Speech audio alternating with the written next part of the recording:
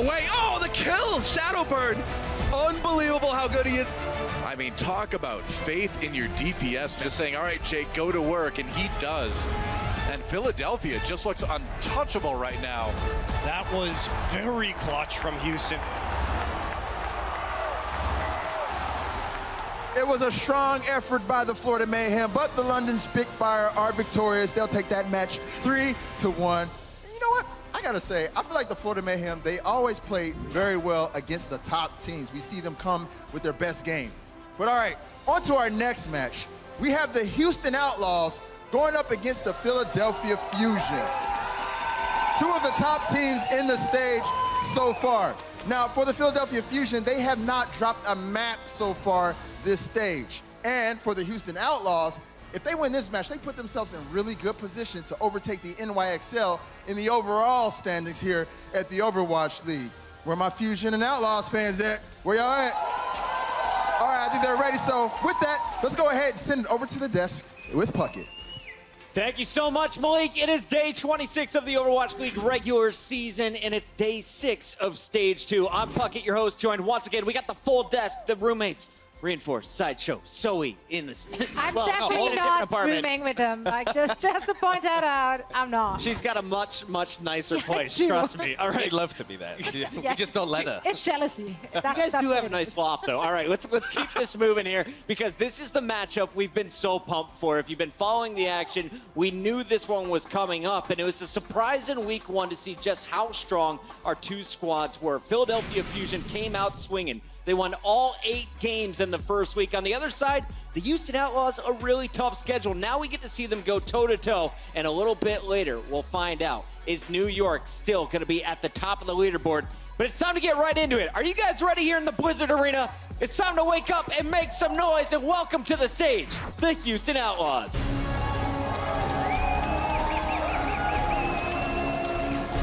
I love it. The Whistlers are out here today, and if you look at Houston, this squad is so good. They've only lost 1 regular season match following week 1, and that was when this man, Linkser, was out sick. That match still went to a game 5 despite the loss to Seoul. Yeah, they've been so consistent, and for me, this makes Houston Outlaws the team to beat. If you want to solidify yourself as a team at the top of the standings, you have to take these guys down, and so far, teams have really struggled to. I love that Clockwork is back in the mix as well. Look for the Tracer once again. There's Linkser, but Zoe, we know the DPS always been stacked. The tanks adding even more pieces. They will. Fact Fiction is now officially announced as part of their team. He has yet to physically actually get here. When I talked to their GM Flame, what this player will bring to this wonderful, beautiful, handsome team we see on your screens right there, he said more options in their tank playstyle as well as another coaching point for Muma and the rest of those players. So I'm looking forward to that. Does nobody like Boink? Boink at the end. I like Boink. Wear a Boink spray. He booped him away. It happened. Johnny, when you look at this squad, who is the most dangerous player to watch? Well, it's Linkser. Linkser is the most dangerous to watch, but keep an eye out for Clockwork. He is the most aggressive Tracer in the team, I would say. So this tells me we're going to see aggressive dives. So keep an eye out for Clockwork on his Tracer. Trying to meet the pace of their opponent. Let's give it up for the boys who need some brotherly love. Let's hear it for Philadelphia Fusion. Judging purely by their performances in Stage 2, this is my most exciting team to watch in the Overwatch League. Their dives have been so pure, the individual skill has been off the charts, but in their first 2 matches, their star was EQO. Today, he subbed back out for Shadowburn. Yeah, you know what? I was just about to rename him Shadow Bench, but I do not have to do that. And when EQO was fielded in I know, right? That was a good one. But when he was fielded for the first time in Stage 2, everyone was like, oh my god, he has such big shoes to fill. Now seeing Shadowburn after EQO's performance, I feel exactly the same way about Shadowburn. They just stretch those shoes out. It's just those shoes are just not wearable anymore, honestly. Yeah, and I feel like this team is the most explosive in terms of what they can bring to the table. They're just crazy unless you can slow them down at all, they're going to roll over you. I mean, when it comes to individual skill, I would almost say that Philadelphia is up there with some of the most powerful players in the league. So this is a team that is scary to everyone in the league right now. One thing I noticed here, Dayfly back in the mix alongside Neptuno. Do you think having Boombox out today is a plan? It might coming in here for might Philadelphia. be a reason for more Ana gameplay, and we all love our Ana. So, I mean, we see some nice Verdict grenades, some nice sleep darts coming in. I'm excited. I'm pumped for this one. So many storylines, so many things to watch, and we have to remind everybody, if you're looking at Stage 2, these teams have been perfect. They've been looking so strong. So Sideshow, let's talk about what's got you fired up the most about this match. What are you looking forward to in our first game? What I love is the Houston Outlaws' use of their tanks. Moomer and Coolmat have been off the charts. In my opinion, Moomer at the moment is performing as the best tank in the league. Number one. Number one, in my Number one. opinion. Moomer plays so individually. He takes flanks around the map, plays on his own, and he jumps onto teams as soon as he notices that there's an opportunity for him to get onto the supports. He's going to put so much pressure on the London Spitfire backline. Or if he thinks that the dives are too successful coming out from Shadowburn and Carpe, he'll leap onto them instead. I feel like this guy is so good, and it is complemented really well by Coolmat keeping defense of the back lines. These two are a stellar tank duo. Cool, Matt. We've seen him eating Gravitons. We've seen him peeling for his back lines. And when he's that pilot diva, that baby diva, one of the most lethal ladies on the ground. I love watching this man in his diva play today. But they're going up against some tough tanks on the other side. How do you compare it, Johnny, when you're looking at Philly going up against the tanks here of Houston?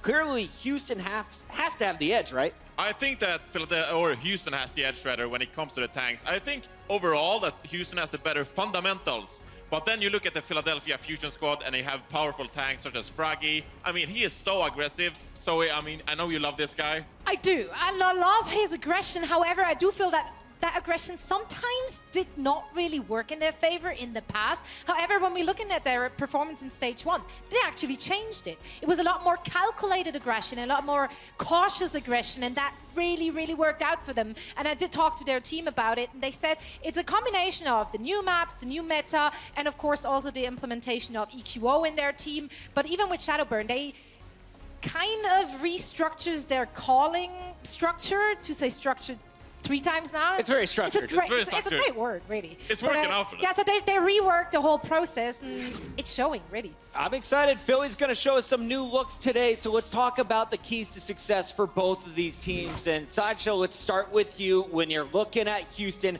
how do they climb to the top of this leaderboard? In my opinion, Houston have to try and play their own style, and there's a couple of components to this. The first part is that they need to shut down Carpe. Carpe is going to go crazy unless there is someone deliberately focused on taking him out of the picture. It might be Moomer counter-diving, it might be Jake trying to take the 1v1s, but somehow they got to lock him down.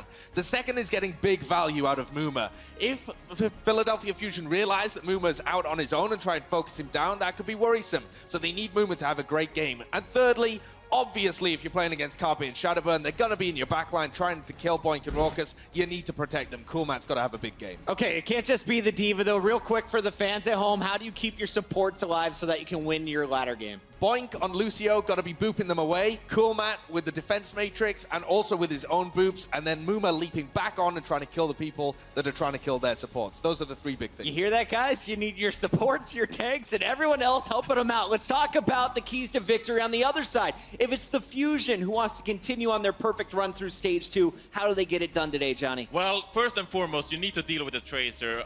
Usually it's Jake, but in this case it is Clockwork. So deal with the Tracer on the Houston Outlaws, because that will give Carpe so much more room. So it's pretty much dealing with Carpe, dealing with Jake. Just deal with the Tracer, okay? And you're going to win this game. Also, keep a high tempo, because I talked about Houston, they have great fundamentals, but the faster you play, the more you can cause mistakes in the Houston Outlaws team. So the faster you play, the better for Philadelphia Fusion. And also, just let Carpe do his thing. Carpe can adapt to any situation, so I believe that Carpe will be the deciding factor in this team. If he can turn up, kill the tanks, kill the supports, kill the DPS, kill everyone, then Philadelphia Fusion has this. If they kill everyone, if Carpe kills everyone, they have this. If you have Carpe murder the entire enemy team, you can win. So I think easy. Basic Really. keys here. So as we get into this match, give me one player to watch. Who are you keeping your eye on? Shadowburn, honestly.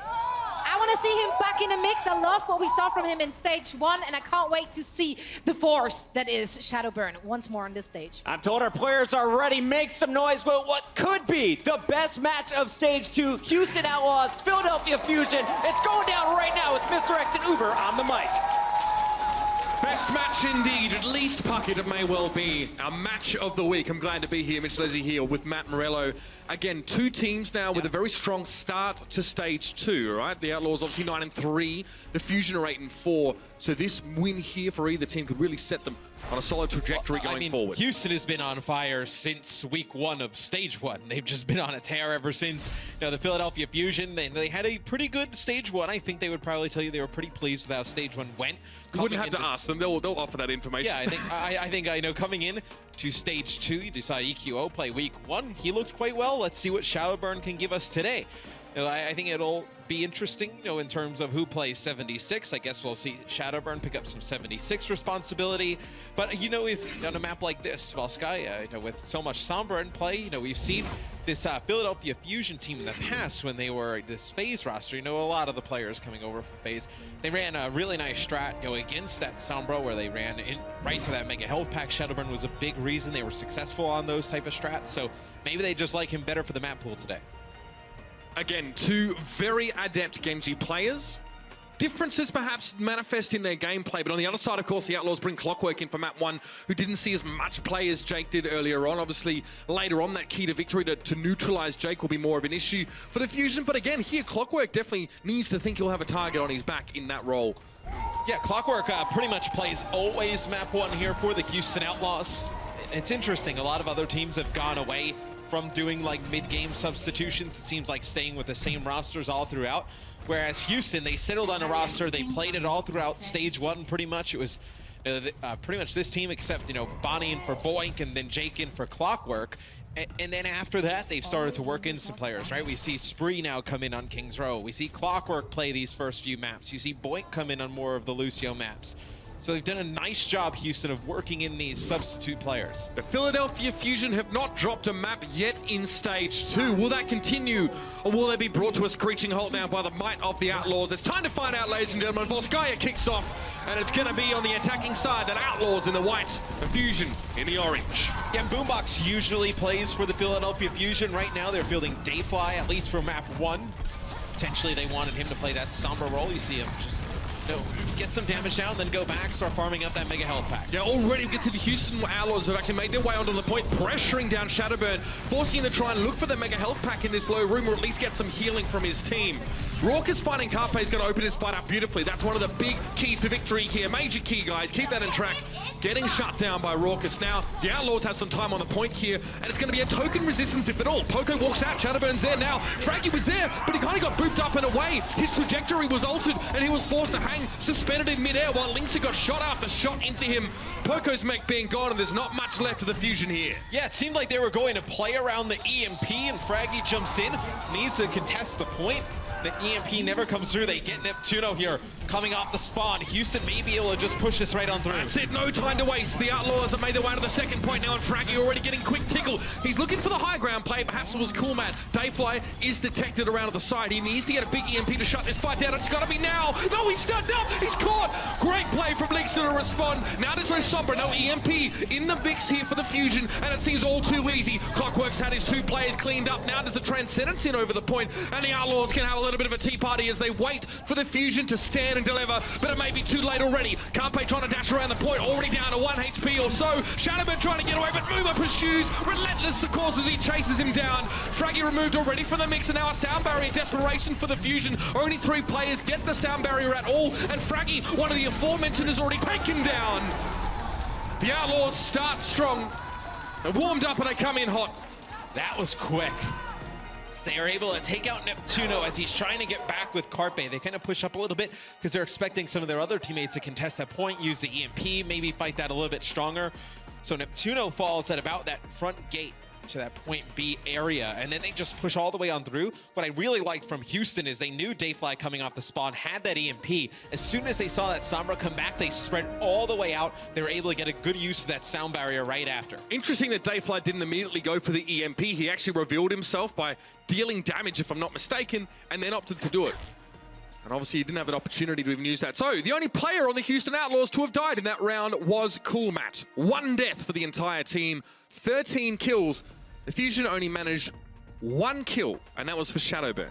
Yeah, and Raucus finishes with 6 elims, 5 final blows, and you saw, I think it was 2 or 3 times Massive. he was able to kill Carpe at the beginning of He's a got fight. the highest final blows on his team, by the way. So this guy's really been dealing damage and finishing off those kills. That first kill onto Carpe on that point A really opened things up. And he got a kill on a Carpe again when they were starting to take point B at the middle. Here's Muma's patented Symmetra pick. So he'll go back to the spawn and swap. Always brings out the Symmetra here a little bit, fan favorite. We still haven't seen her actually played in stage 2. No. Still not an opportunity for it yet. Perhaps we thought Hollywood, maybe. Yeah, maybe Hollywood coming. You can actually kind of hide your turrets behind the trees on point A of Hollywood if you're defending. So it can be hard to see them. But we have so much Winston who just removes her turret so quickly that a key part of Symmetra's kit is nullified pretty much as soon as she walks out of the door. Maybe in a meta where Winston's not such a thing and it's kind of more annoying to deal with those turrets. I see Golden Boy put turrets there. You know, Golden Boy is Symmetra main when he plays Overwatch. Yeah, that's it. Take note of Golden Boy who plays. It's console, right? So Symmetra actually a bit stronger on console, I'm pretty sure.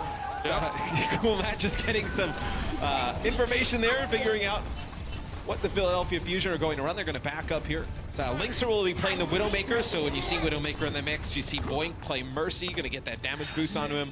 So be able to heal him up. Shadowburn trying to bait him into a shot, maybe a reflect there. So Dayfly started out on Sombra, I believe, now switches over to Zen, and it's going to be Carpe falling at the beginning yet again. So the Des talked about it, how important it was to, well, Johnny talked about how important it was for Carpe to kill everybody. Sideshow mentioned they needed to contain Carpe. Wow. Right now, Houston's doing a very good job of that. Yeah, that's Lynx's second kill for this fight, and out of Fusion are kind of locked in a position they just don't want to be in. Shadowman hoping, for whatever reason, that Lynx would fire at him while he was trying to reflect. Woohoo! Screenception for you guys. Oh, damn. Oh, here we go. All right, that's pretty psychedelic. We like a bit of that, don't we, Matt? I don't know what that is. I liked it. I want more of that. This game's getting, you know, easier to cast as time goes on. Getting better. Let's make it harder by just trying to intensify the pressure. Layering the screens. That's right. It's like when you get stronger, you put more weights on, Matt. So that's the way it works. Now, Shadowburn, he thought about Boink. He sees him off in the distance. Definitely how it works. Link's backing away. See, Shadowburn getting some good zoning. He's getting in people's faces, but eventually he does get cut down. It was actually Clockwork to chase him. Carpe forced into an early recall. This player is being nullified. His impact is being reduced significantly now by, well, especially Linkser. But in that first half also, this tank played. So frustration must be building for this man on screen. See if Carpe can pick up one of these kills. Oh, he's going to land a pulse bomb right onto Raucus. That's exactly what the Fusion needed. It's interesting, they go over and they try to take that right side position, Mitch, where we see a lot of teams set up with the Sombra, but Houston's not playing that Sombra on the defensive end, right? So Philadelphia, they get all the way up to that high ground. Linkser just rotates all the way around to the opposite side. Still able to break. Linkser will switch over to Genji now, so no Sombra for point B here for Houston. I think maybe you have Boink. Maybe you're staying on this because Boink just gets his Valkyrie. You want to get a good use of the Valkyrie and then maybe switch up the supports. Yeah. Pop Valkyrie, get aggressive behind it as the defending team and just try and get a dive or get an early pick and then snowball a fight. It's good for one use of that Valkyrie at the very least. Neptuno though, trying to keep his team spread out, but they're so close together and Dayfly's already taken down. You can see that Muma's already up on that high ground, is forcing Neptuno back. A lot of damage taken by the Fusion there. Many of their players down, about half HP. And that's it, that's the kind of idea, right? So you get that first pick. This time it was a bomb used by Clockwork. Perhaps next time it comes in the form of a Primal Ray. Someone gets knocked off. Whatever Houston can commit to these early fights to give them that instant man advantage, they'll be going for. Well, I have the good advantage in terms of ultimates right now. Both support ultimates, the Primal Rage and its self-destruct. Linkser building up closer to that Dragon Blade as well. See, cool match, just go up top, get some damage down. Muma's gonna go up there, just jump on out. It took hardly any damage as well, Muma. Despite being in the middle of the enemy team, he still seemed pretty well topped up, and that's both supports taken down already. Nice focus by the Fusion. They've strung the Outlaws along, spread them out, and been able to pick their targets a little bit more comfortably. Shadowman is a Dragon Blade, but there's absolutely no reason to use it right now. Muma has committed so much time into trying to remove him from the situation that he wasn't there to assist the rest of his team. On the point, it's Carpe and Poco right now. The rest of the Outlaws have essentially folded. This isn't the kind of game that they were looking to be playing, I don't think, now with Shadowman still having held that Dragon Blade. And Muma is still alive. He's got the Mega Health Pack all the way on the opposite side of the map. Coming back, here's Shadowburn with the Blade. Just swiping at Linkser, not able to get much of anything. He actually finishes off Linkser there towards the end. So you get that Genji out of the fight. Cool Matt's going to get D-Mactus. It's looking good for Philly. Yeah. Shadowburn now up on the point. Getting healed in, Boink can only really step on. So again, in a trend that we've observed over multiple instances of Volskaya this stage, teams have some difficulty defending this one for long stretches of time. Good opening though, and there were a couple of early picks that came in for the Fusion. Both supports having gone down. It was Boyk and Bunny. That's when they really managed to crack it open. Yeah, it seemed like, all the pressure from Houston was being put up on that high ground, right? When the Philadelphia Fusion went up the lift and then gets it up there. But there's nobody from, in terms of DPS from Philadelphia who can do a ton of work from up there, right? You have your Tracer and Genji combination. They go around that bottom left, come up right back on that side, and they assassinate the supports. And then all that, Houston's jumping back towards their point. They're all weak, no support there to clean it up, and then everybody just converges on the point. The desk foreshadowed this to a degree as well. They mentioned that for the Houston Outlaws, protecting their supports, although it might seem like a very arbitrary thing to sort of put out in general, but it is true. We really need to keep those two alive, especially given the kind of impact that Raucus especially has. I feel like if you want to take Raucus in one hand and Dayfly in the other, I think it's safe to say that Raucus, over his far more games, to be fair, played, has shown a higher overall impact on his team. Again here, still looking very, very good statistically. There's 5 final blows carrying over from that first half. So, a little bit more time in the bank for the Outlaws here, which means they get to defend first on this second play. And it'll be the same composition they ran on the defensive end. So you'll have Linkser playing the Widowmaker, just looking on that outskirts. Not much seeing there, if anybody's coming. And Boink will be playing the Mercy, just kind of top him up. So now usually we see Mercy in play when there's Widow or Pharah. That usually seems to be the two instances we see Mercy at play. The Philadelphia Fusion going towards that right-hand side yet again. Lynx are aware, dimly at least, that Carpe is on the hunt over on that left-hand side of the map. He's also got Raucus playing quite close. So between the two of them, there's a lot of threat to a Tracer. Dayfly from across the map catches Lynx around with the Salvo. This might be the go signal. Movement now realizes he's going to be beset on both sides by tanks and needs to get out. But Clockwork was able to even the score by removing Shadowburn from the equation early in the fight. That might be the relief valve that the Outlaws were looking for, with Poco being deseated and off the map. Dayfly's first pick kind of gets cancelled out. That was a chance, though. Yeah, it goes for nothing. And a big thing you have when Mercy's in the game as well is Carpe dives into the backline, goes on a Raucus, but Boink's there to just heal him on up. And Carpe was not able to get anything done there, and he has to back out with the rest of his team. Again, Muma had to worry or wonder, was he out of position? He gets back to the point with about 200 HP. Was dangerous at the least for him to be out there, but he did have a jump pack cooldown, so he would always have been able to get out of jail free, as it were. Poco needs to be careful, taking a bit of damage there from Clockwork. He might want to follow up, and Lynx has found Carpe. So again, a lot of the bite has been taken out and just left with the bark on the side of the Fusion. And that's a sick shot from Linkser. Carpe jumps down, tries to land a pulse bomb onto the backside of Coolmat. Like, as he's jumping down, Linkser lands the headshot. Carpe's pulse bomb goes for nothing there, so be another fight win here for the Houston Outlaws, as both support ultimates online here for the Fusion, but now with the infrasight here from Linkser, they're not going to be able to do much to friendly wave as he's seeing everybody through the wall. The Fusion now look like might even just wait it out. It'll be very obvious to the Outlaws exactly when the Fusion kind of, start getting that speed boost from that Tuno going and try and sneak in on that right-hand side from this view on Clockwork, so they'll know it's coming. And they do. Well, Pulse Bomb thrown in. Tuno should be able to avoid that now. Follows up with a Sound Barrier just in case anyone was actually stuck by that. And now the Fusion need to make actually some value out of this. Oh, Fraggy going forward. He was on his own, out of position. He does get taken down. And that wasn't the exact use of the Sound Barrier they would have liked. He actually connects with Dayfly and then just both DPS players. So Fraggy maybe thinks he's going to get hit with that Sound Barrier, jumps on in, thinks he has those extra shields, doesn't get the benefits of them, neither does Poco, and Fraggy drops pretty quick. He was way ahead of the rest of his team there. Again, it was something we pointed out about Fraggy in stage 1. So he's dying a lot, and if the Fusion aren't able to sort of, eke some value out of those instances, then it was a wasted kill.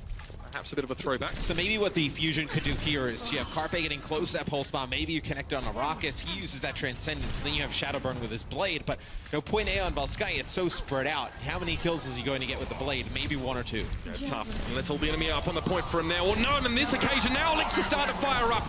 Yeah, both won't be doing DPS. what I said. Oh, God, no, I feel like that's No, unlikely at this point. And now, you're getting a bit worried, aren't you, Dayfly? You're next, Neptuno. Rack him up and knock him down. It's the Lynx away from start to finish. Oh, I live for it. I live for it. It's just so nasty. As Linkser right now, 51% scoped accuracy, 10% crit hits. 17 limbs, 9 final blows, having a very good game on Widowmaker. Carpe will play Widowmaker now for the Philadelphia Fusion as they switch things up a little bit. But the Emperor, I'd say, comes in again from Linkser. So now they're going to have to either decide to just go in knowing where knowing that Houston's going to know where they're coming from, or they're going to have to wait this out. Okay, they're going to go out to the right-hand side, but Clockwork, look, he's trying to get in around back behind the supports. That's the tickets. The pulse bomb to remove Neptuno, and the fact of the matter is, with Lynx are doing so much damage, it's very hard for the Fusion to do anything under the guise of secrecy. They always can see them through the walls. Wall hacks OP. And the Mercy comes up huge there for the Houston Outlaws as Raucus falls with his Transcendence Point, just jumps right up, gets that easy resurrection when Muma takes out Carpe. All right, once again, here comes the fight. Muma already going in. He's going to head over the back, and you can see the wireframe of him just belting people in Primal Rage. Shadowburn, again, not really getting allowed to play Overwatch today, and nor is Fraggy. One shot to the head will be enough to deal with the Winston. And Poco sneaks himself onto the point, so there needs to be a bit of a backpedal here, but that's fine. There's 4 Houston Outlaw players here, and Poco doesn't even make it to the high ground. He gets zapped, removed from his mech, and that'll be it. The Houston Outlaws look so much better on this map, Matt. It's not even funny. And Shadowburn never gets to use his Dragon Blade. He's being pushed out by Muma. He gets so low. Dayfly pops Transcendence, but Shadowburn just a little bit outside of it. Doesn't get the effects, falls when he has that blade. So you never get a use of that Dragon Blade there for the Philadelphia Fusion. Would have liked to have that ult. This has been a very good map for Clockwork in general, Matt. You saw him there on a couple of occasions. With the use of the Infrasight, he can identify instances which he can put himself in between the backline of the Fusion and their tanks. You see him get in there with a pulse bomb. He's blowing up Mercies. He's getting on that support line, really getting involved in the fight, which is great to see. And the Outlaws, again, looking to cut above. And, you know, Clockwork had a up and down stage 1. I think that would be fair to say. You know, some games he looked really good. Some games he definitely didn't, you know, look up to par. But I feel like his performance in stage 2 thus far from what we've seen has been very good. You know, the guy has insane mechanical skill, right? You know, just the aim, just the movement is all there. The guy is just sick in that regard. Now they put him, Houston, you know, speaking about the Outlaws, you know, coaches and management, in positions where they know he will succeed on maps like this. And in all fairness, you know, the fact is that Lynxer and Clockwork combined have been managing Carpe very well. That guy has not been able to put himself into a position where he can sort of dictate the flow of play.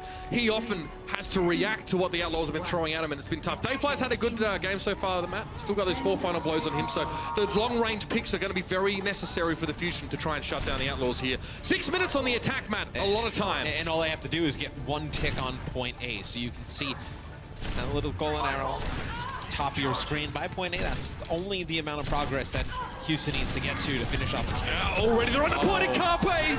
Oh, just gets blown to smithereens there. Clockwork following up with Cool Matt, the OG duo on this team, Matt. And now with Raucus out of the picture, it doesn't really seem to slow things down too much, but that's Dayfly once again gets involved. He's found Clockwork consistently, despite being in a losing match, has been playing well, but Lynx is there. Shadowburn can't do too much. The flash, of course, on the accuracy, and it's more than just a flash in the pan for the Outlaws, Matt, because they're not done. This would be over pretty darn quickly, and it is. The Outlaws should be confident in taking this point. It was just a recall, and there it is. We wondered, what would this match look like, Matt? Will it be as close as we had hoped? This is not a good start at all for the Fusion. And the Houston Outlaws tanks yet again. I feel like, you know, we talk about it so much, but they are so good. They rarely ever get outplayed.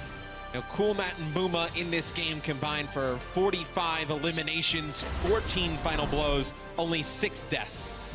1-0 so far in this series in Volskaya. Well, there's no other team I could have gone to with this kind of play. You see Poco there.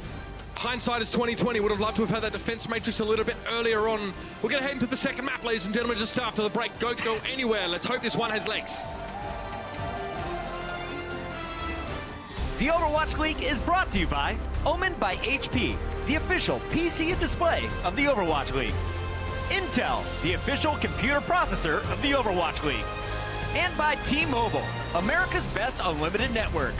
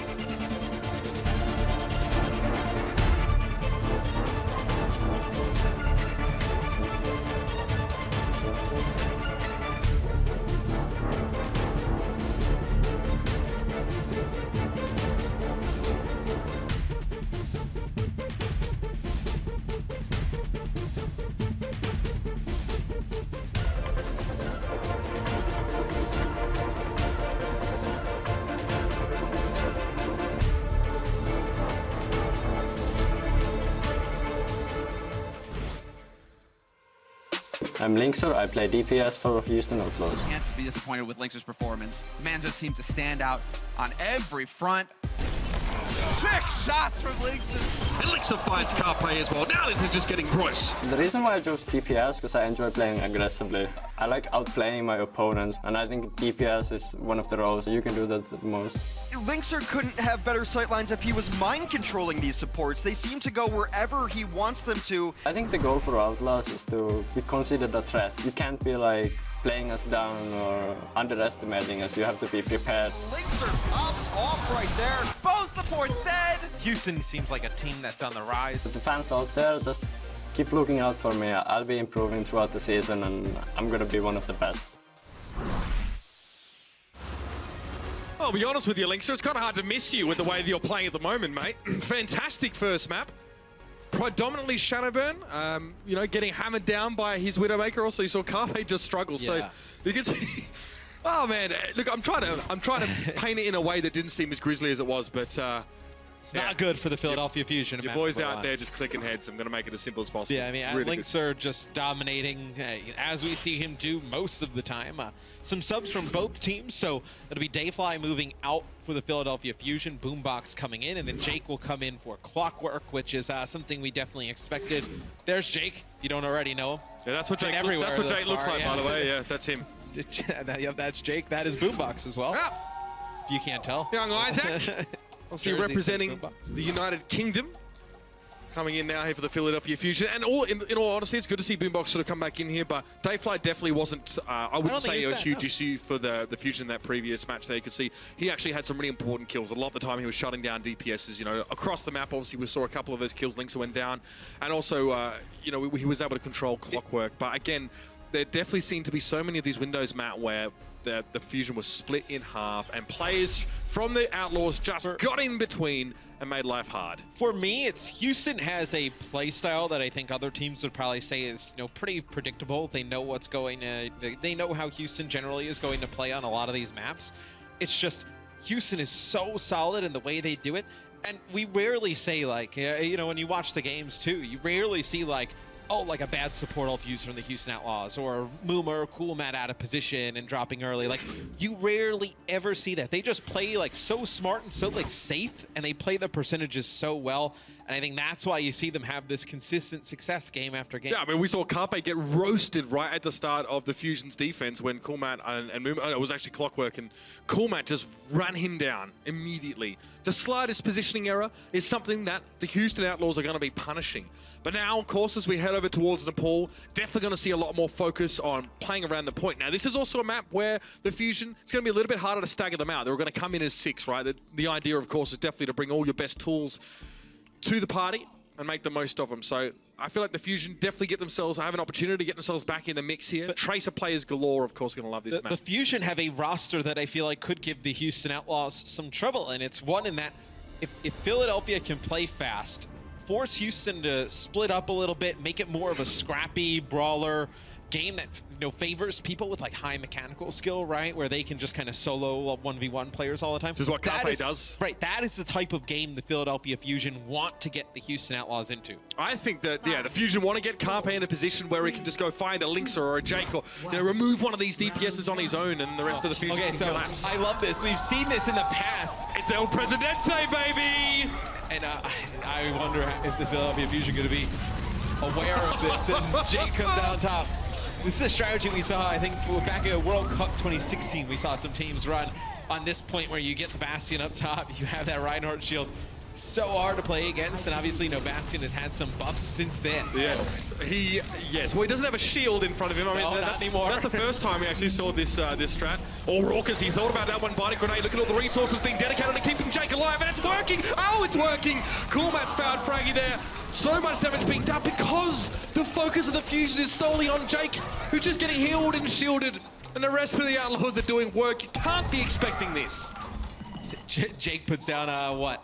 Puts down like almost 1,000 damage there in the first like a few seconds of the game, just pummeling through players. Just a casual 805. That's cool. Yeah. No worries.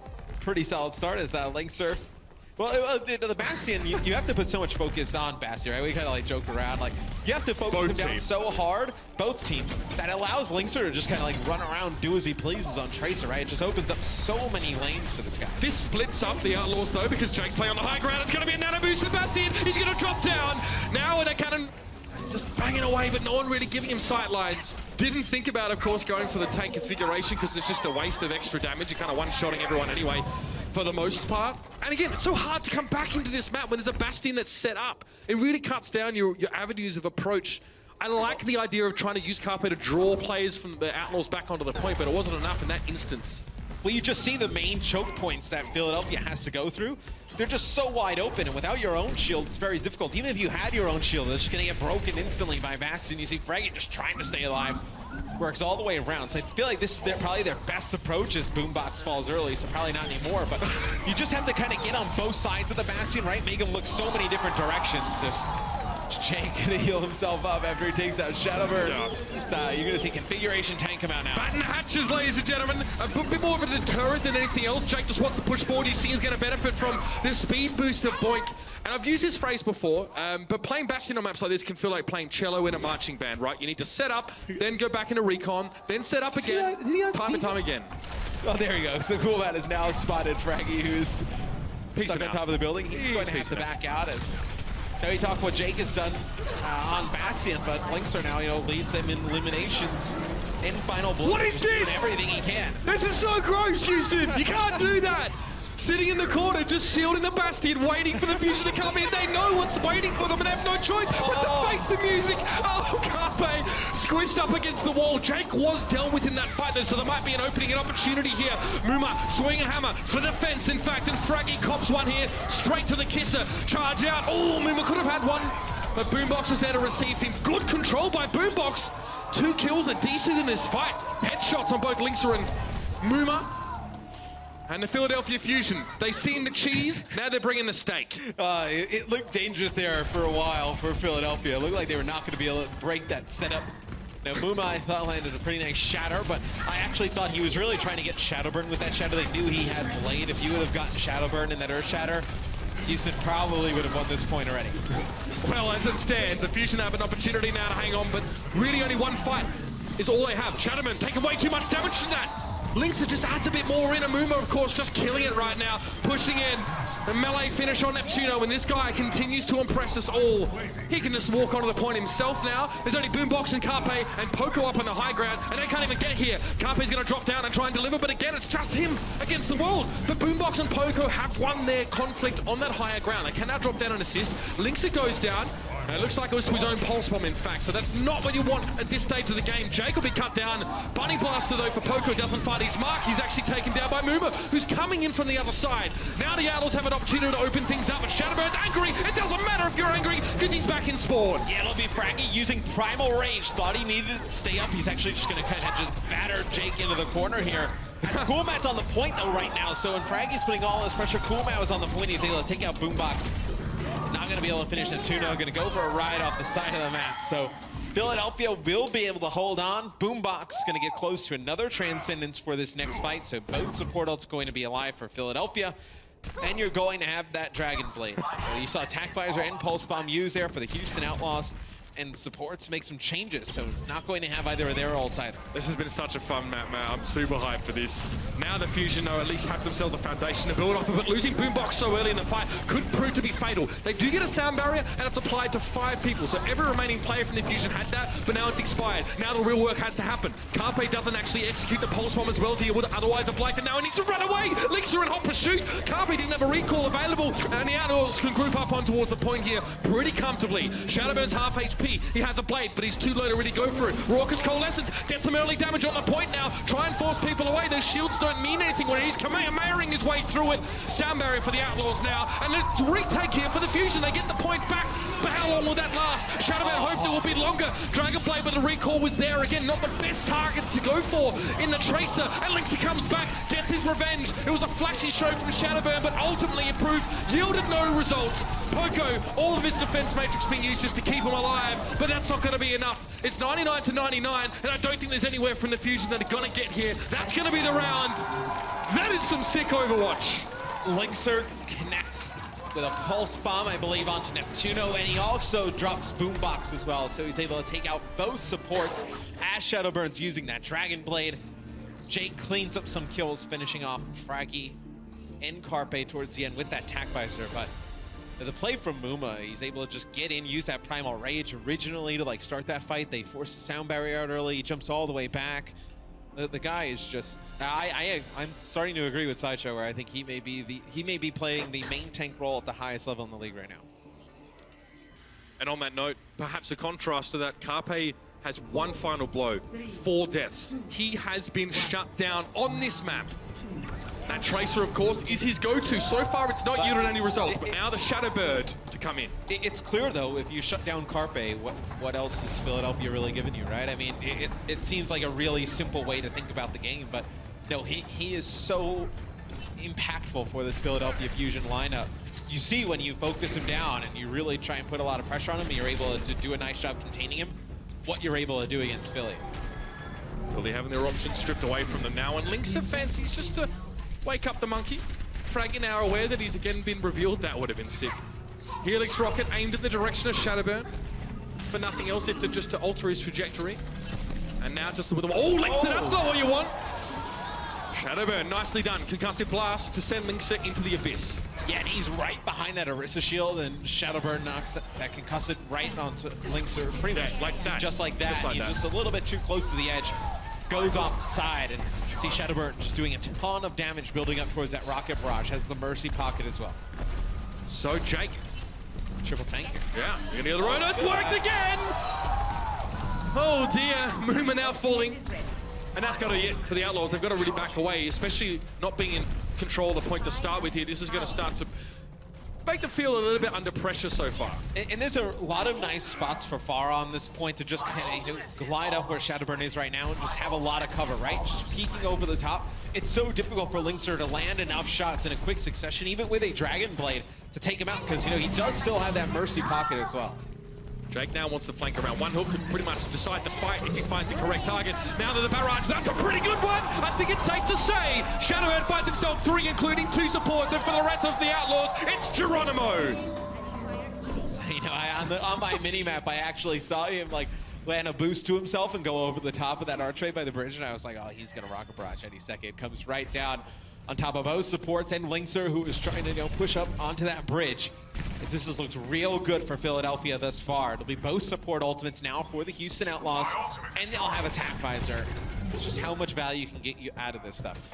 Matt, you asked what the Fusion have when Carpe isn't performing well, and it seems that Shadowburn is up to the task to step in and fill those shoes. Linksa now with a tactical visor. Yeah, and Shadowbird's going to struggle to get away from that one, but good barrier being thrown down here. Now the pressure coming on. Nothing really achieved for that Soldier 76 ultimate, and Linksa spoiled for choice in terms of targets. That's a very cheeky resurrecting from Neptuno to put Carpe back into the battle, but it may not be enough.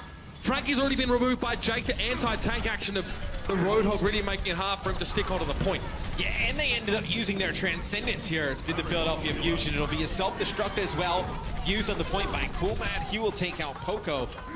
Return, he will fall at the hands of Shadowburn as Houston has taken the point. They do have Jake here to contest underneath, right? That's the hook! Large HP with Roadhog, should be able to stay alive for quite a long time. Here's a whole hog, just trying to knock Fraggy back. Yeah, that's nice. Jake knows he has to stay safe because he can't do any healing while he's using the whole hog. It's a channel ability, and it's quite easy just to walk out with the whole hog and kind of die while you're doing that. Clever play. And it was really smart in the last fight just to backtrack a little bit. Houston knows they have the man advantage. They know they have Jake able to stay alive on the point. Raucus gets in a 1v1 and just dies without using his Transcendence. A lot of other Zens may have popped that to keep themselves alive, get to the point. Now they still have that Transcendence in their back pocket to use when they really need it. Well, Jake popped his Tac Visor against Birdring in the 1v1 last, towards the end of the stage. That was quite funny. But Coolmat's removed Frankie, and again, Shadowburn is hunting. Last minute or so has been a little bit quieter for him as he's had to sort of, you know, duck away from a lot of these tactical visors. Speaking of which, there's another one in play. Linksa once again goes for that ultimate. Shadowburn knows he can't peek out. Get himself some bird feed in the form of a health pack and return to the fray. The boombox is already down. Now they're going to use the Transcendence here, just trying to keep themselves up when there's not a lot of pressure coming in from Philadelphia. It's Houston still in control of the point. Fraggy and Shadowburn here underneath. Shadowburn will get taken out. You imagine Fraggy to drop here rather quickly. It's not looking good for Philadelphia. Poco just got to get him out. You saw Shadowburn there as well. He died rather quickly because one of his rockets' splash damage was reflected into him, and then he suffered the damage from Coolmat charging into him. And I wonder if Houston just pushes up here towards the entranceway. Okay, so they force out that Transcendence very early, and now they're going to use that Primal Rage trying to knock some players off the side. Dangerous Moon was hoping to send the Zenyatta over the edge, but Boombox was too canny for that when he stayed back. Coolman once again chasing down Shadowburn. It looks like finally the Outlaws have the bird under the thumb, or the bird in hand perhaps. Now moving a step back. Looking to just try and peel a little bit. There's a Primal Rage Winston though, so there's not much he can really do about it. And with Poco moving to the point, Pulse Bomb claims Coolmat. Now another tactical visor. Raucus comes forward just to exacerbate that with the Transcendence in play. Carpate found Coolmat's back with a Pulse Bomb, and Lynx is there. Carpate's removed. Oh, I saw that. Poco copped one in midair. Does finally go down, and the Outlaws have got it. Oh, okay. Guess who's getting loud? Lynx is normally one of the quietest and most polite people outside of the game. Has been told to sit down. Getting a bit excited, and why not? The Outlaws are just showing us another level right now. I mean, Lynx has just been dominant the first two maps. 26 limbs, 14 final blows. It's Houston, man. They look so good here against Philadelphia. You know, and Monty's already made his apology to Houston fans for writing him off, and now, of course, they're continuing to deliver. 2 maps already in the bag for them here, setting themselves up for what could be a 4-0 against the only team in the Overwatch League to have won both their matches 4-0 so far. It's going to be a great series. We'll see how much of it is left, though, after the break. The Overwatch League is brought to you by T-Mobile, America's best unlimited network. Omen by HP, the official PC and display of the Overwatch League. And by Intel, the official computer processor of the Overwatch League.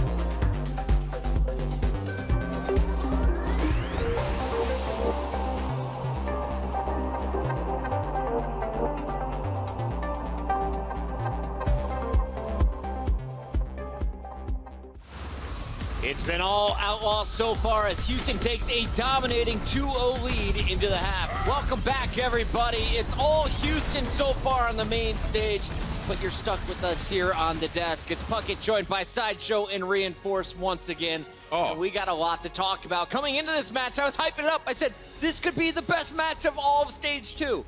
Not so much so far. It's been a one-sided affair. Yes. It really should have been one of the best matches of Stage 2, I think, because Philadelphia Fusion looked so great coming into it. They made a couple of changes, brought Dayfly in, brought Shadowburn in. Maybe that's messed with some of their cohesion, but I think it's also Houston playing so well. Can we start, though, with the positives here? And that's the Bastion. A Bastion came into play, and no, he doesn't have a shield, but he's still effective some of the time. Yeah, I love the fact that Houston Outlaws feel so confident about this game and how they're playing the counter strategies that they can just run Jake on the Bastion in these situations.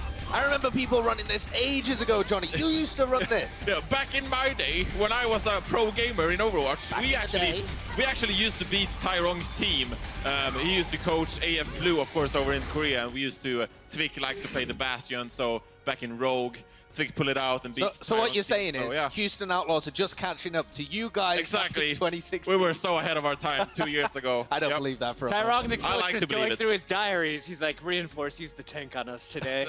Today we'll use it against Philadelphia. All right, Philly, they fell short, but they were pretty close in the control maps. Can we start here, guys? Because I'm watching it downstairs, and I'm wondering what's going wrong. What's the difference maker here? Why weren't they able to close out the control rounds, and why were they struggling so much against the Bastion to begin with? I think they're a bit too passive and a bit too slow. So that gives Houston so much time to react and punish the enemy mistakes. We saw Cool Matt repeatedly just killing Shadowburn. And it's because Philadelphia, they're kind of slow and tentative. Not the Philadelphia we saw last week. And so Houston, they've said before that they like to punish mistakes, and they're getting really good at it. And we saw that here today. Yeah, they need to get this confidence back, I think. That's really all it is that they need to play at the higher tempo. Like you were saying at the beginning of the game, they need to play high tempo if they want to be able to win this one. At the moment, Houston have got all the room they need. Muma and Kormat are just playing with them at this point. They're toying with them like kittens and mice. Muma looks like he's having a great time. So does Linkster. If you guys were watching Volskaya, he was just running people down as Widowmaker, grappling right after him.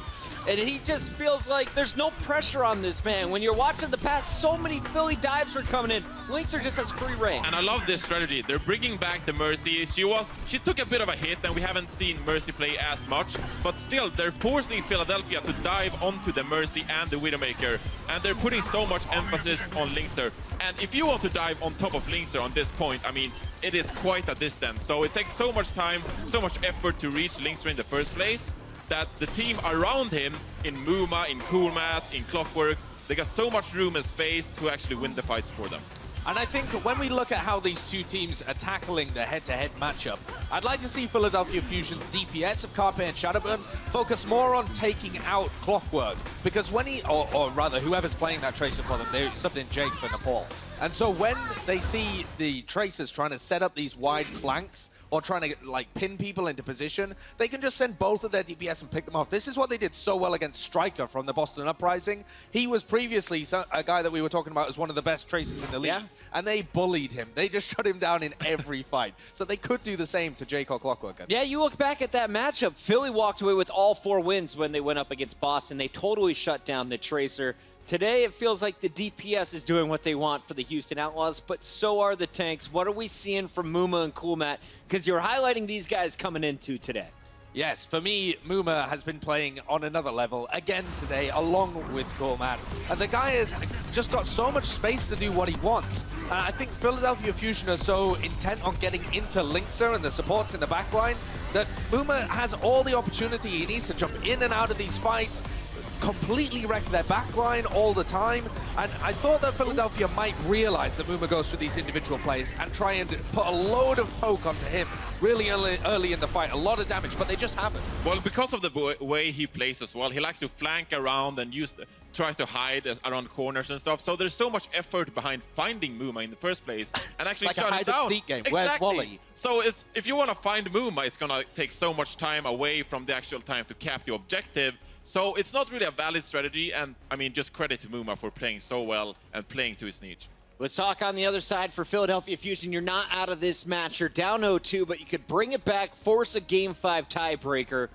Who needs to step up for this squad? Who's playing well? Who needs to go to the next level? Well, it comes back to the tempo question. We have some stats. We can actually compare the two Genjis on Philadelphia. And it comes back to tempo, playing faster and shutting down Houston, not giving them so much room. So we have some stats here from the Genjis. Or we can actually compare the two styles. So we can see, looking at these stats overall, you can see that Shadowburner's almost twice the amount of time holding his Dragon Blade, of course, and not getting value. So it just speaks to how passive he is and how he wants to play a more safer game, unlike EQO. Yes, and you have to take these stats with a little bit of a caveat, as in EQO came off 2 big wins. Shadowburns had 2 map losses so far, and so the stats are naturally slanted the other way. But I think what you're trying to point out is more of a stylistic match, right? It's a big difference between these 2 Genji players. And Shadowburn has to play more aggressive, I think. Like, he needs to get that confidence back, because I think if you give time for Houston to punish him, he will get punished in the end. Like, Mumura will find him, and they will shut him down.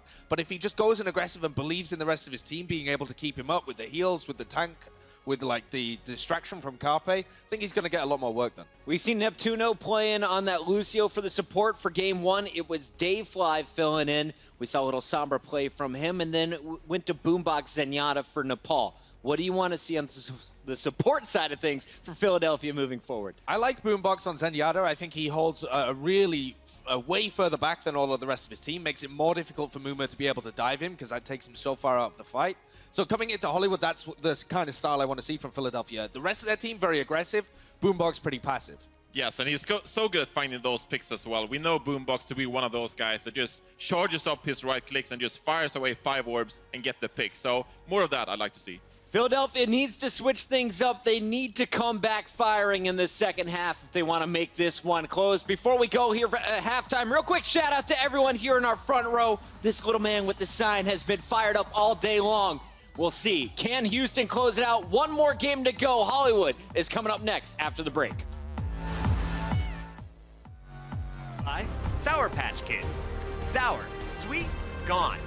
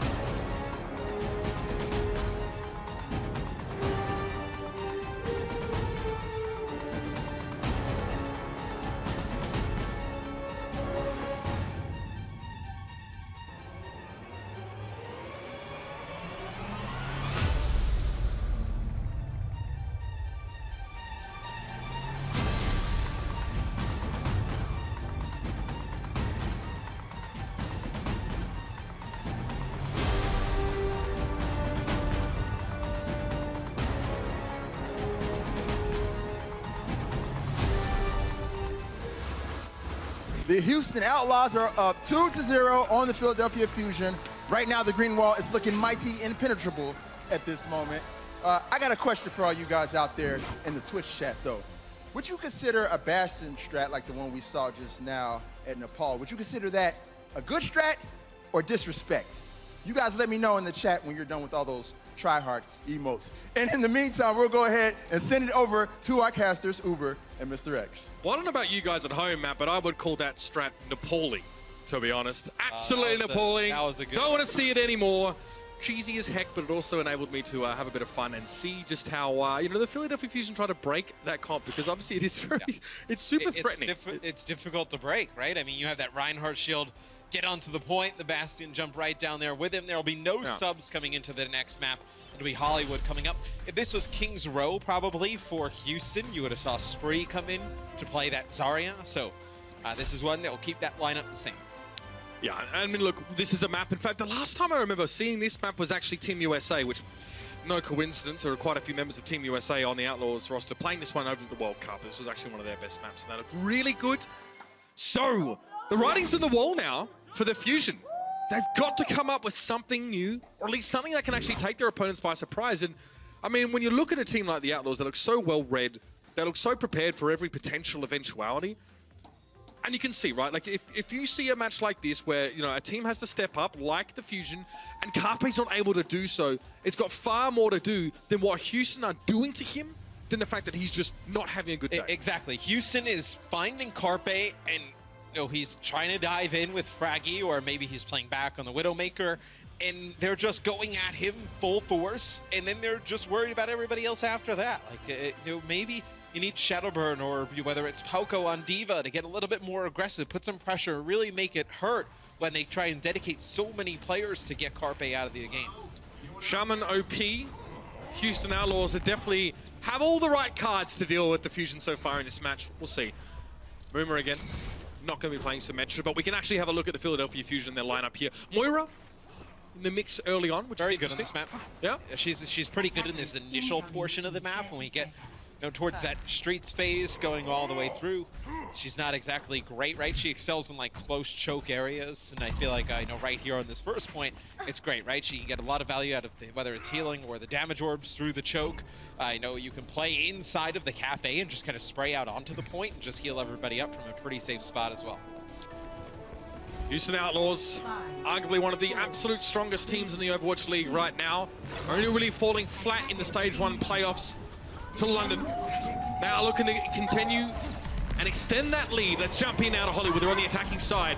And they're going to be bringing Linkser on the Genji here. Jake on that Tracer, going to go for a bit of dive. And we talk about how strong this Houston Outlaws team is, and, you know, how good they were in Stage 1, whatnot. It's like, if Linkser plays against Soul, I mean, that match already goes to 3-2. They may win that match, and when they may be, like, sitting at the overall top of the standings right now, they're going to get Fraggy out first. Got a little bit too low, tried to dive back to his support, didn't make it out alive. I mean, that discipline from Coolmat, who did most of the damage to Fraggy. He saw when Fraggy jumped away, he backed off, let his DPS capitalize and follow up on the damage he'd already done. He paved the way for the Outlaws to make a huge start here. And for the time being, it's looking good. They've got one tick, the Outlaws do.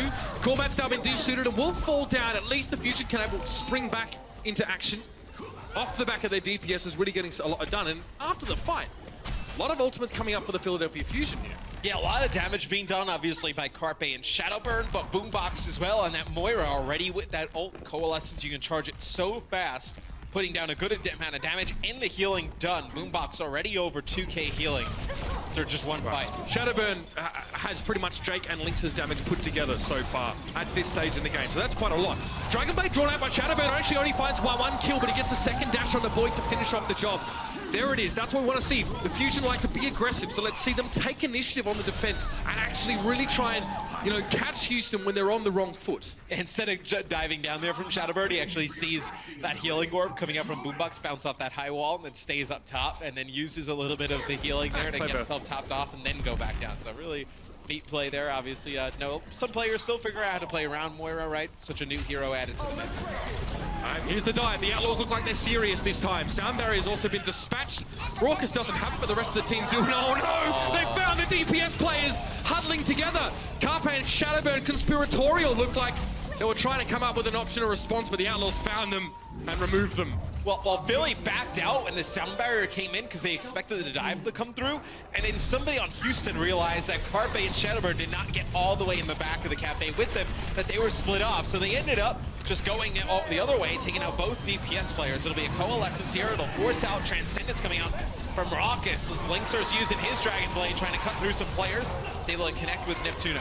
Takes one for the time being. It looks like Frankie still fancies a bit of a chase down, but he put himself behind enemy lines.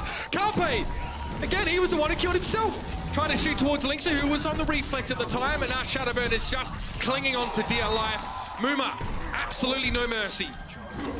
And that'll be it. The Outlaws here really starting to build up ahead of steam. A lot of ultimates committed to that fight, though. You did see how chaotic it looked. Dragon Blades were put in there. Coalescence was used by Boombox. He's now switched over to the Zenyatta from the Moira. Yeah, I mean, that's probably why you invested the Coalescence there. You're going to switch off anyway. We talked about how Moira is not great towards the second part of this map.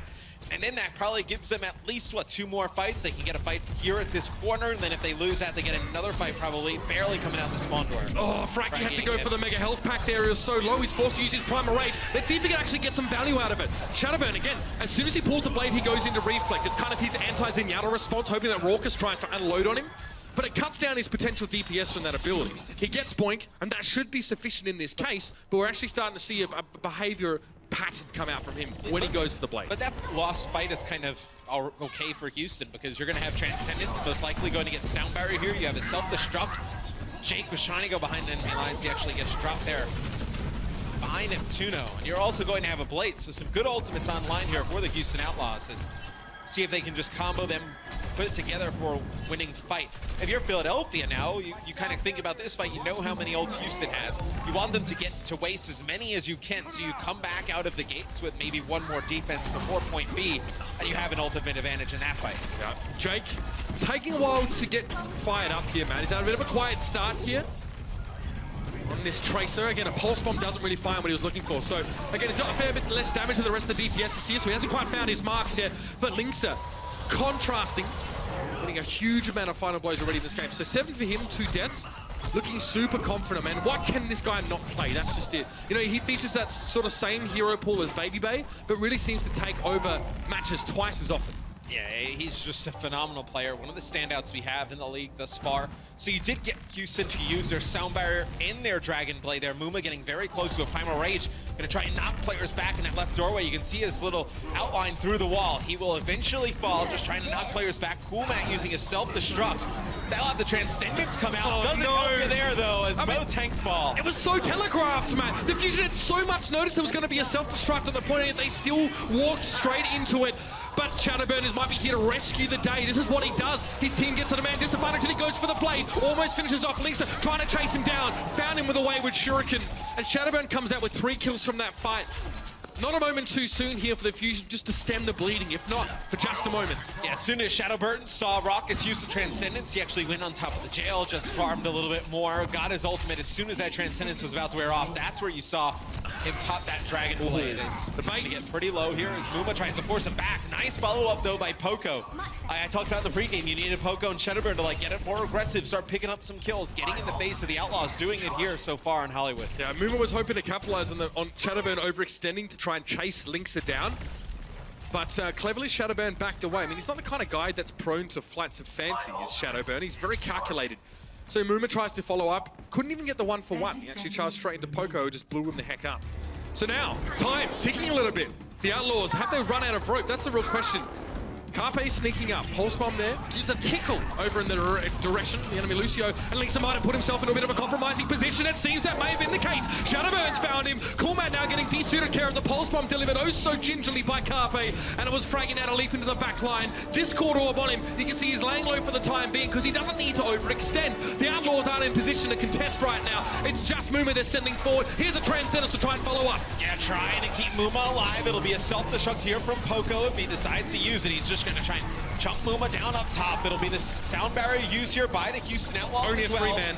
Investing a lot into this fight, and Shadowburn does have his blade. He will fall, though, before a use. Poco's in position to go for a self-destruct here, open up some space. He has to use it now. He purposely died to the self-destruct himself, but Carpe! He found himself both supports with the Pulse Bomb. Got into the back line and gutted the Outlaws from the backs Now it's going to be Coolmat getting desuited here. Not much time for him. And Lynx is trying to make something happen from a long way away. He needs to try and walk up. It's not going to happen. This is a resurgence from the Philadelphia Fusion.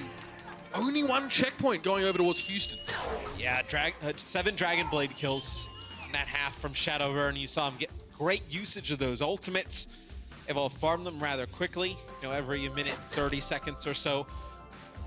It's actually good use. A very good. So he's getting 2.3 kills per Dragon Blade, I think, is the stat. So that's pretty good. That's a little bit higher than you normally actually see. It's probably closer to 1 or 1.5. See the pulse bomb there from Carpet. It's so nasty. Lovely. As when we saw Linkser use his Dragon Blade, right? Muma uses the Primal Rage, goes in, he falls, and then Linkser went in deep, past where the B checkpoint is, past those double doors to use his Dragon Blade. We saw Linkser use it, and he actually swiped on the supports. Neptuno boops him away. Jake is actually on the opposite side, so he was basically, knowing he was going to get booped away, gets both supports weak with one swipe, and then had Jake finishing off those kills. Jake didn't finish off those kills, ends up getting Linkser and himself killed there. If he's able to finish off just one of those supports, whether it's Neptuno or Boombox, would have been huge. Yeah, it was definitely the Linkser show in terms of the damage being dealt there. Jake being shut down a little bit more by Poco, especially, who had a much better round than we saw in this first couple of maps. Carpe was able to have the impact too. You saw those pulse bombs, of course, and in terms of his numbers, he's up there. But Jake is only hitting about 14% of his team's damage, whereas Linkser's about 27%. So you can see that Linkser had a bit more room to breathe, where Jake, he was trying to capitalize on sort of, poke damage being done with that Tracer. And quite often he was just getting staved off by Poco in a backline or a boombox there to shut him down. So tough job for Jake. Going in to finish these kills, it's easy to sit back and just poke damage down, but when you have to be the one that takes responsibility and actually, completes that kill, there's far more risk involved. In Houston, they'll have Muma play Roadhog and Coolmat play D.Va here, so going free, very big comp on the point as Boink actually connects with Neptuno at the beginning of this game, so Neptuno probably didn't expect that to happen walking out the spawn door. He falls right away, so... He's like, what's up, big fella? Welcome to the game. I'm right here. Come find me on the battlefield later. Poco! Oh, this is not a good start for Philadelphia. This is very nice from the Outlaws. They're not giving the Fusion a choice to set up. And they're not allowing them to decide in what manner they would like to begin the fight. It's good. Yeah, we can get a replay here from Boink as just lining up these shots. Absolutely smashed. Those are ones you kind of don't expect anything to happen. And start to hear the headshots. And then my boy Manga Chisel's out there on Twitter like, this is broken. I hate it. Oh, Jake, okay. It's death from afar seems to be the gameplay for the Outlaws, man. Yeah, I mean, Philadelphia hasn't been able to start much of anything. Carpe is snuck behind, so he's to the right here, Jake.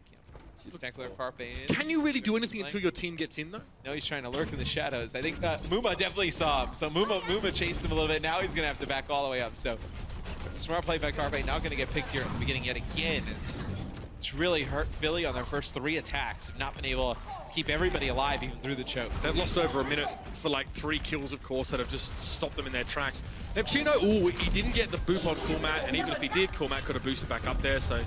No high ground control so far for the Fusion. They're going to do it from the low ground. There's going to be a Transcendence being used inside the cafe. So that early damage, the burst from the Fusion is going to be nullified. And Lynx is there to return. He's got that consistent damage over time. And Jake's joined him inside the cafe. You're diving into a Junkrat as the Fusion. A Junkrat with an Ana standing right there with and Lynx with a biotic field. So there's so much biotic things. Yeah, well, and it's also they're able to play Linkser in Coolmat up on the opposite high ground because Raucus is playing that on, able to just keep healing him from range. Any type of damage, there goes Carpe against. They're not going to have a fight here for Philadelphia. Any type of damage they just poke down on a Coolmat, they're just giving free healing to Raucus. Isn't it funny how, it's such an important kill that Jake lands on a Carpe we just don't spend much time on because it's been all that's happened in this round. And look, they're going to use this Riptire at the beginning of this next fight, most likely. Probably get one more kill with it. Stop them yet again.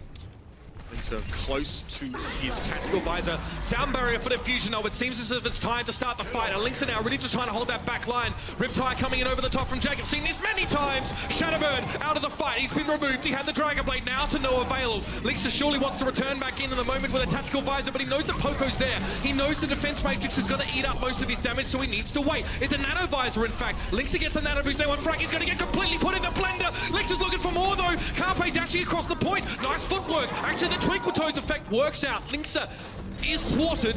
Shadowburn was able to get that final blow on here, and the Fusion, good start to the fight, Matt. They set it up with a sound barrier, and they knock it out the park. It's going to be Houston making some changes in their comp going into the second part of the map. Muma will go over to Winston. Linkser will play Widowmaker, trying to control that high ground. It's really going to be on Shadowburn, Fraggy and Poco to put a lot of pressure on Linkser, because for Carpe playing Tracer, you can't really get to that high ground to contest that Widowmaker. It's very difficult on this map. A lot of high ground presence for the Outlaws, which will mean that they can start the fight at their own volition. They don't require dive or gut closer abilities when they can just let gravity do the job and put them straight on top of the payload from these rooftops. Shadowburn now, man, getting trapped up, so he's not going to be able to chase that one up, and Jake was there. He just gives him a remote mine and a kiss goodbye. Going to be a potential DC here on cool Matt. Yes, Carpe's able to complete it. Now back to the payload. See, the Poco was standing by. He's on payload duty right now. Again, it's a French thing. We know Wins was very good at that back in the day. I'm sure that's what he was really excited about. Let's be honest, payload duty. Tell me what else Wins was known for as a Lucio player outside of standing on the payload. I'll wait. I'll wait. How long do you want to wait? As long as it takes. Big shout out to my man Wins. Living the Quake dream, if I'm not mistaken, right now, while his brother represents for the Dallas Fuel. It'll be AKM. I think he'll be a player eventually in Overwatch League Wins if he decides he wants to. Again, he's got the brain on him. Definitely got the attitude as well. Definitely rubbed a couple of people up the wrong way. Jake's about to do just that though as well. So it's just going to continue to get painful here. He finds Boomboxer. That's the one pick they were looking for. And again, it forces a reset. Even a psychological impact. You saw the tire going and you saw the Fusion spread. Because they'd set up in that left-hand side from camera right now, in those hallways, you're so susceptible just to getting blown to smithereens by a Riptire, and this is great.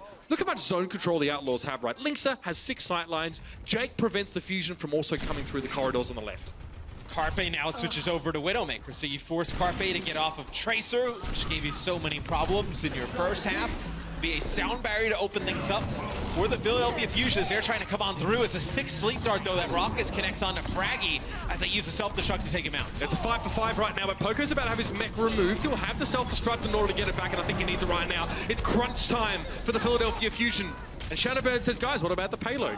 He's sitting close to it. Jake now steps forward, realizes he might have put himself in somewhat of a vulnerable position, but the backup's there from Raucus. Oh, opportunism at its best. Shadowburn must have had the call that Linkser was in a rough spot up on the high ground, so he just goes in for the kill steal, and now he's starting to move. It's also the Lucio speed boost is helping with that. Raucus couldn't back away. Anna, not known for her mobility. And now the Fusion are getting very close here to taking this map. Oh, and it's going to be Boombox falling here. At the end, it's Linkser able to pick him up somehow. He's going to use the Emperor Sight, but Shadowburn with a Dragon Blade could carve through Houston as they try to come out these doors. It's another pick from Linkser. He gets both support. This is unbelievable. You see where he's getting it from right now, and that's it. The Fusion have to back away. 2 picks. Linkser single-handedly stops the Fusion from ending the round right here and now. And you could have used that blade coming through the doorway. It would have been huge value from the Philadelphia Fusion for that Genji ultimate, but they're forced to back out, get both supports back up. Neptuno's going to switch off of Lucio, go over to Mercy here. We'll get the replays for you after, don't worry guys, but for now, the most important part is the Fusion need to start off with a pick here. Carpe needs to reciprocate. He has Infrasight himself. He knows where Linkser is, but he's missed 2 of those shots. Linkser, slippery sucker. Suffering sucker dash. Now it's going to be Shadowburn to drop in. Dragonblade is there as well, but oh dear. Yeah, Raucus gives him a bit of a as he tries to jump in over the top, but he still has the Dragonblade to use, and it has to be now. There's no better time. Boing up against the wall. He's down. Linkser's also missing him. This is going to be the landslide the Philadelphia Fusion were looking for. Raucus had nowhere to run. Couldn't fade away. Not a chance. And the Fusion keep the series alive. Taking Hollywood off the back of a solid defense. Linkser falls there at the hands of Fraggy. It was a good dive that came in for the Philadelphia Fusion, but the sound barrier never used there for the Houston Outlaws. As they connect with that sound barrier, Muma would have had Primal Rage. Maybe you have enough time to extend that fight to get some more players back off the spawn. It's a tough ending there for Houston. It's Philly, though, fighting back. Now, keeping it exciting, Matt. That's kind of what we like to see. It was a match that came in with a heck of a lot of hype. 2 teams mechanically very gifted, tactically also very sound. Great to see these 2 kind of stars collide. And there's one more match still in it here. So the Fusion have struggled on Assault and on Control, but now we have ourselves another Escort coming right up, and there might be a chance to switch things around. We'll be back with Route 66 after the break. Western top left. Low. Baby disco. Baby. Western point. I got two. Nice. There's no point. Any hood. Play slow. Diva disco. Baby. Nice. Tracer. Almost back. Soda disco. Soda. Nice, guys. The Overwatch League is brought to you by Intel, the official computer processor of the Overwatch League. T-Mobile, America's best unlimited network. And by Omen by HP, the official PC and display of the Overwatch League.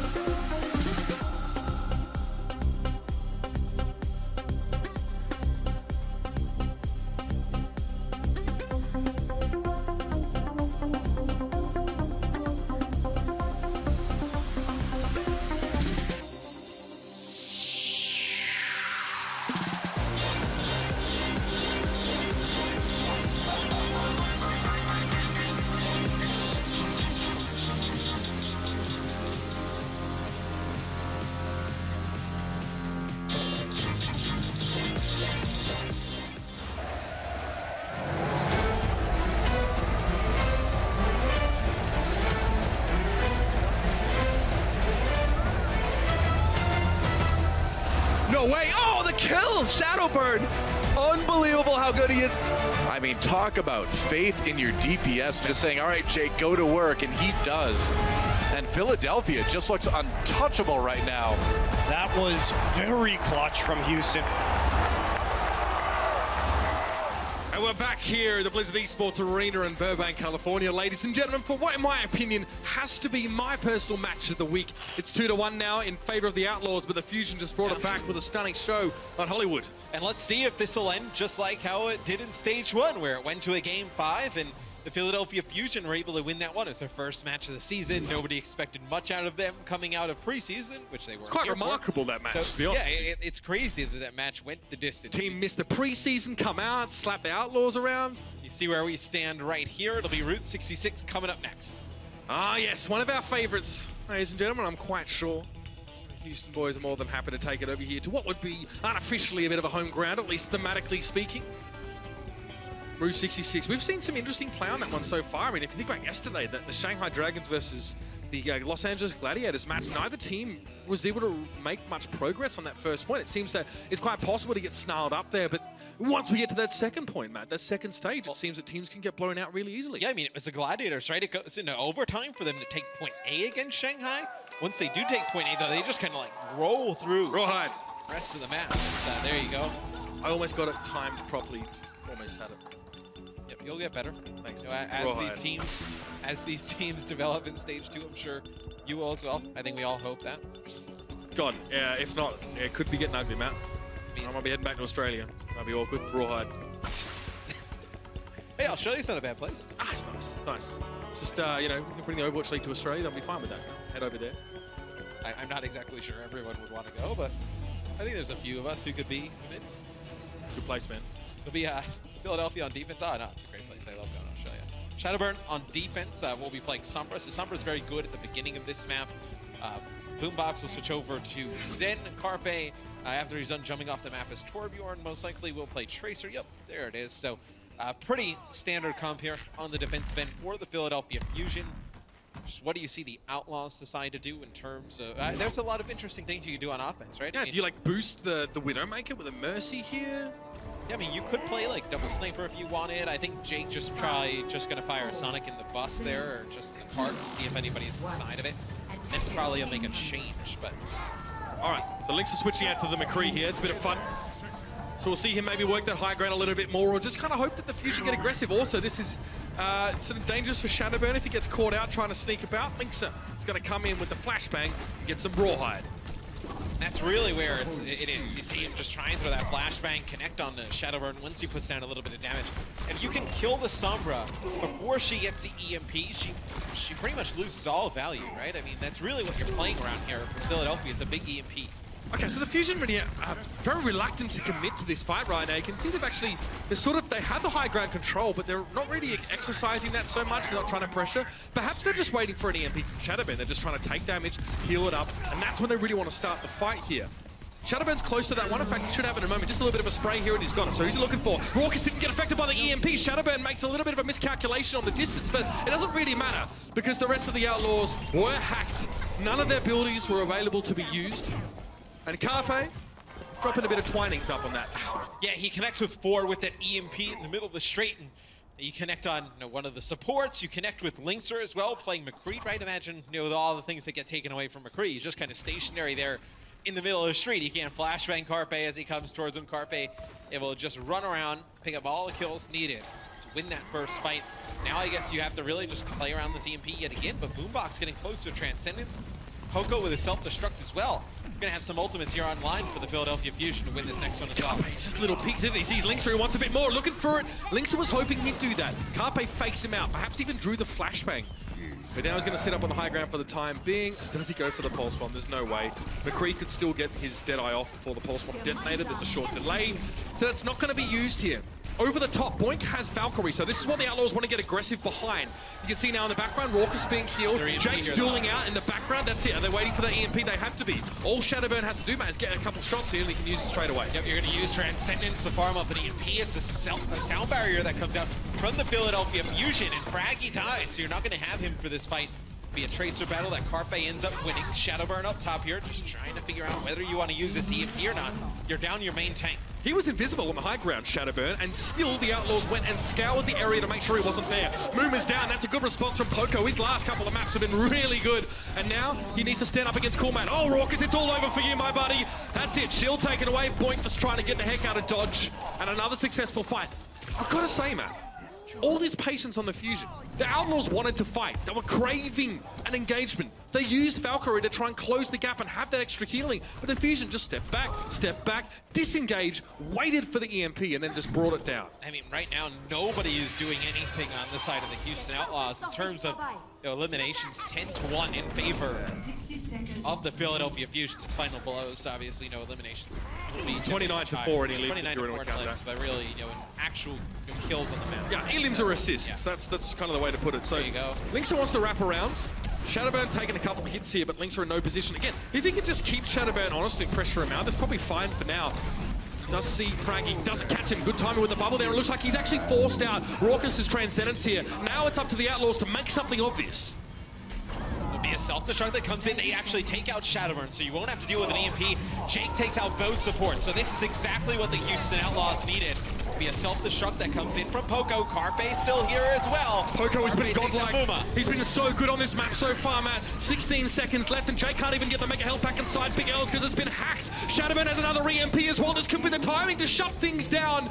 Now the Fusion waiting for their chance. Shadowburn chooses to get out, but he's invisible now, so he just drops him wherever the heck he wants. And you know he's looking for old mate Raucous. He's found him. EMP in. No shield available for the Omnic Monk, and he is turned into fancy, high-class jewelry. That's going to be it. The Fusion wake up here.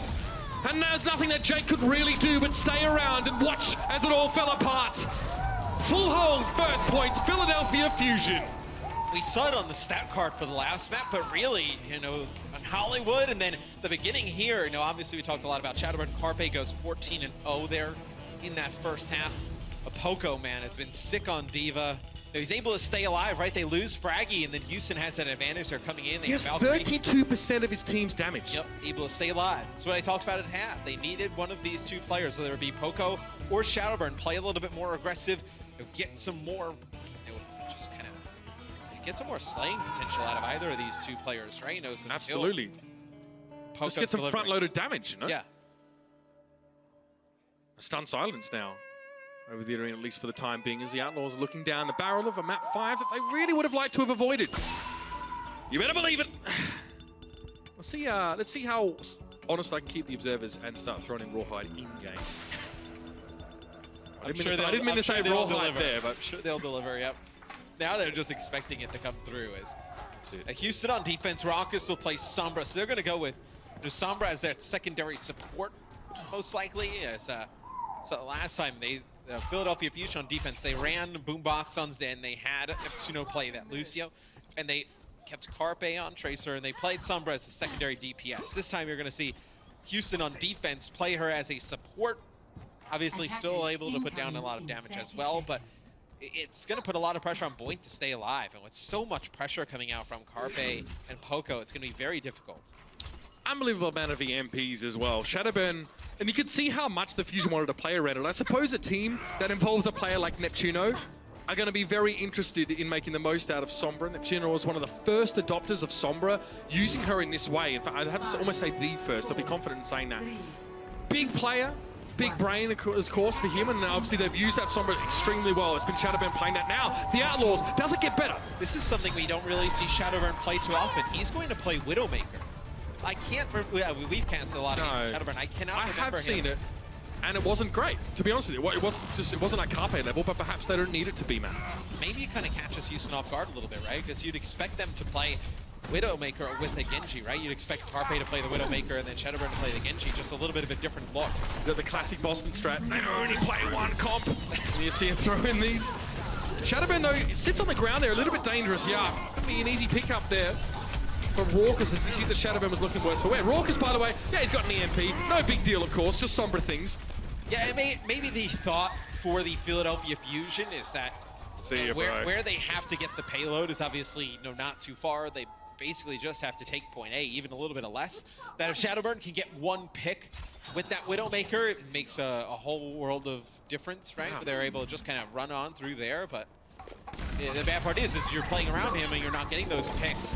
You're allowing the Houston Outlaws to build up ults like this. It's going to happen right now. Neptuno being the target this time around. So Boombox loses his shielding, but isn't able to be focused out. So here's the opening for the Philadelphia Fusion. Perhaps they weren't looking for the right targets. Linksa falls to a poison mine of all things. They're going to point. Yeah, it's a 6v4 situation here. Poco, desuited, but that's the only real casualty that the Fusion have suffered so far. So they need to press the advantage. They've got to go now. This Pulse Bomb could wreck things though. Boombox steps away. Pulse Bomb to no avail. Multiple Houston Outlaws ultimates committed and not used effectively. Oh, Boombox across the map as well.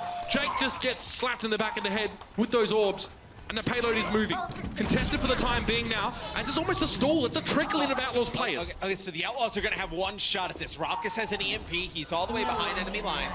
Oh no, they know. Now they're going to know exactly where he is. They're going to know where Raucous is coming from. They actually send Carpe back there to deal with it. Yeah, Carpe now, not only seizing victory here will require them to remove Raucus, and they've got him.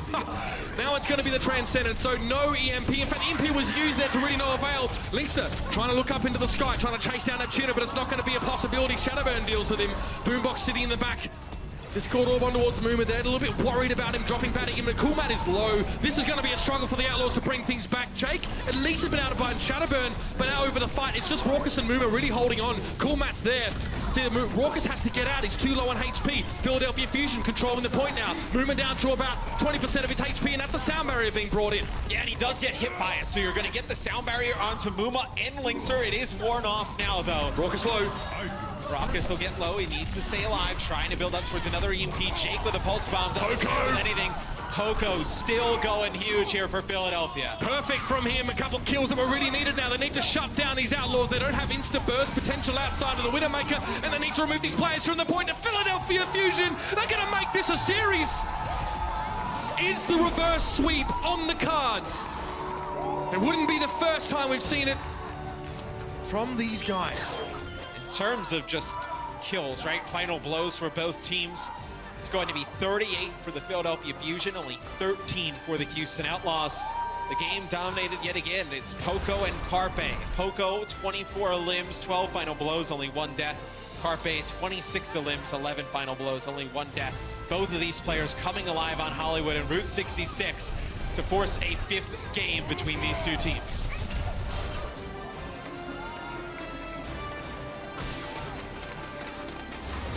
Last fight.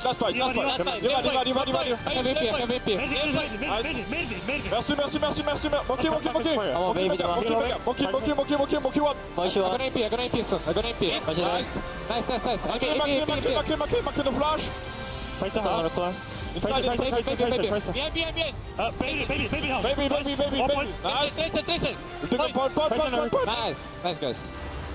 The Overwatch League is brought to you by Omen by HP, the official PC and display of the Overwatch League. Intel, the official computer processor of the Overwatch League. And by T-Mobile, America's best unlimited network.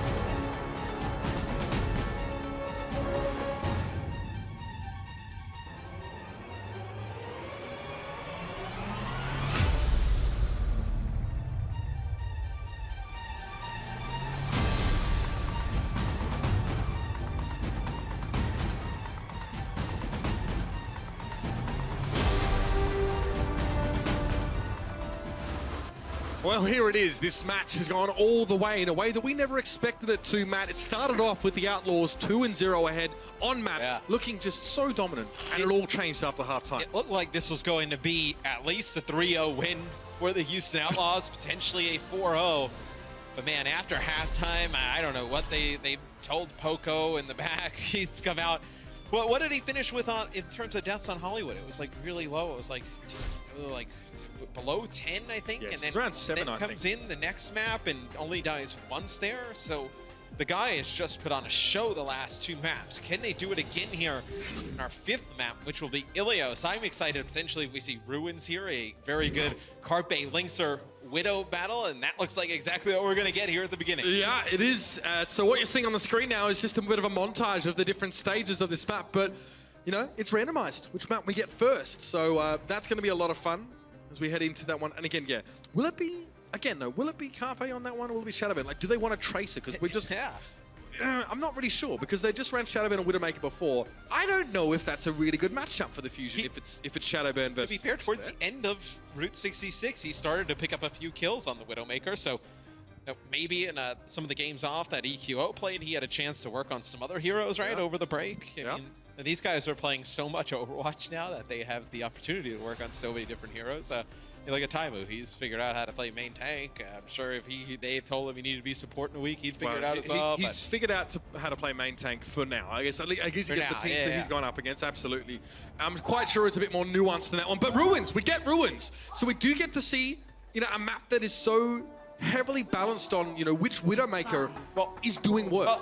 Do the Widowmakers necessarily need to be the ones that put in the work here? Because as long as Shadowburn makes Linkser's life a little bit difficult, you think that Carpe would be able to win that 1v1 on the ground, right? So, maybe it's not the Widowmakers popping off.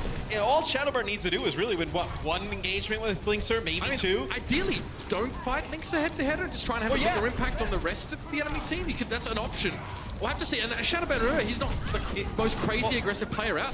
Instead of, where you're looking at Linkser trying to track him down, make it so it's the other way around. Look at how much damage Shadowburn's already done to some of these tanks, already up to 52% on his ult. Yeah, I mean, we're watching Linkser, but look at the health bars up the top there. You can just see Coolmat, Boink getting chunked down, Muma looking at half HP, Poco following up on the damage being dealt by Shadowburn, who, as you can see, at 81 HP, has suffered a little bit of attention, but is still looking strong.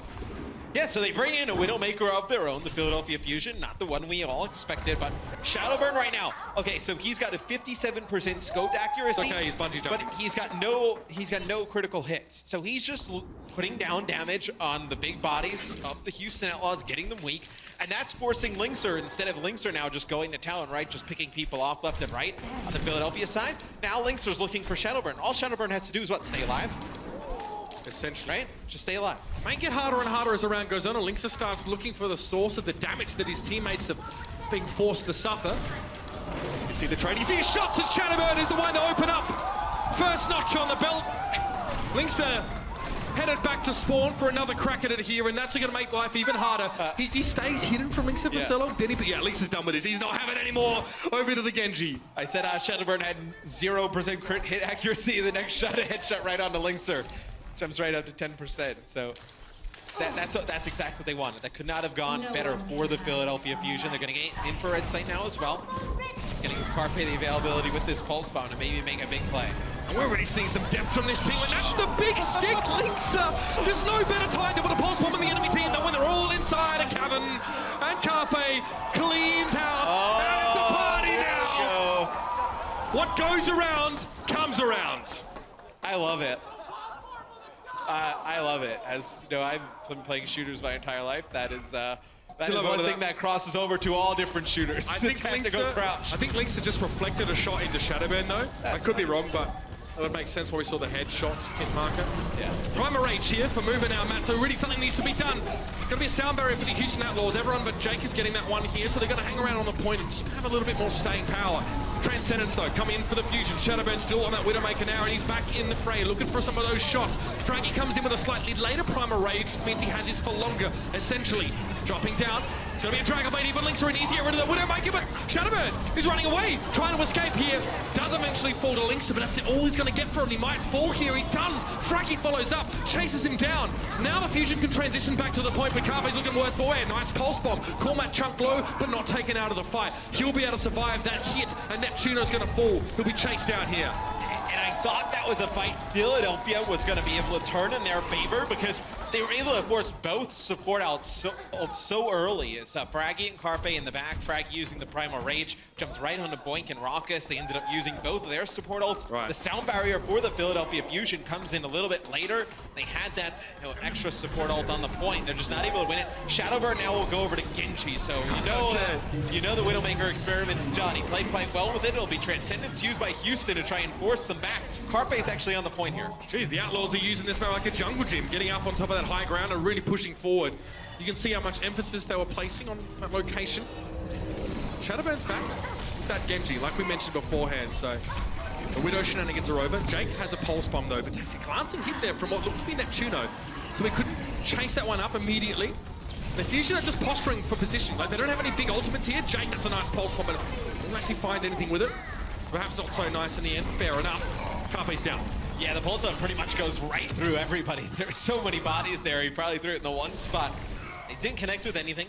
The beat Linkster though, gets a kill though at the beginning, so now the Philadelphia having to back out again. Houston getting a lot of percentage of the point. This may be Philadelphia's window though, Mitch. They have Transcendence, Sound Barrier, and their Dragon Blade. Just the Sound Barrier for the Houston Outlaws. Now it's the perfect storm. Lisa has a blade as well, but will he be able to use it properly here? Probably not. He sees the Transcendence being used, but he knows it's pretty much now or never. He'll never get the chance. Shadowbird hunts him down. Knife in the back was all it took there to deal with the Finnish Maverick. And there's more to be done here. Jake's found Boombox though, and this fight is pretty even at this stage. You can see Shadowbird now just kind of not getting to be where he wants to be. Complete focus from Muma into dealing with him, and the extra damage as he comes out of Primal Rage means that Shadowbird has to keep his head down. Drawn out fight. That's what Muma was hoping for now. It's going to be the Transcendence to follow up the Dragon Blade for Linkster. He's going to make it big. He gets Neptuno. That's one. Looking for more over the top. I think he was shaking down Fraggy, who has a Primal Rage of his own. That's all Linkster gets though. Just the one kill, Matt. They had it earlier though. In that first fight, they lose Raucus at 99%. To Transcendence. Fraggy trying to knock Coolmat back, gets him weak. Should get debanked here soon. You get Muma and Jake back in the action though. Raucus as well. The Zenyatta coming in. Oh, it's Neptuno who takes out Jake. Philadelphia will take the point here on Ruins. Win our first stage of Ilios. We are getting ourselves treated to some high quality Overwatch right now.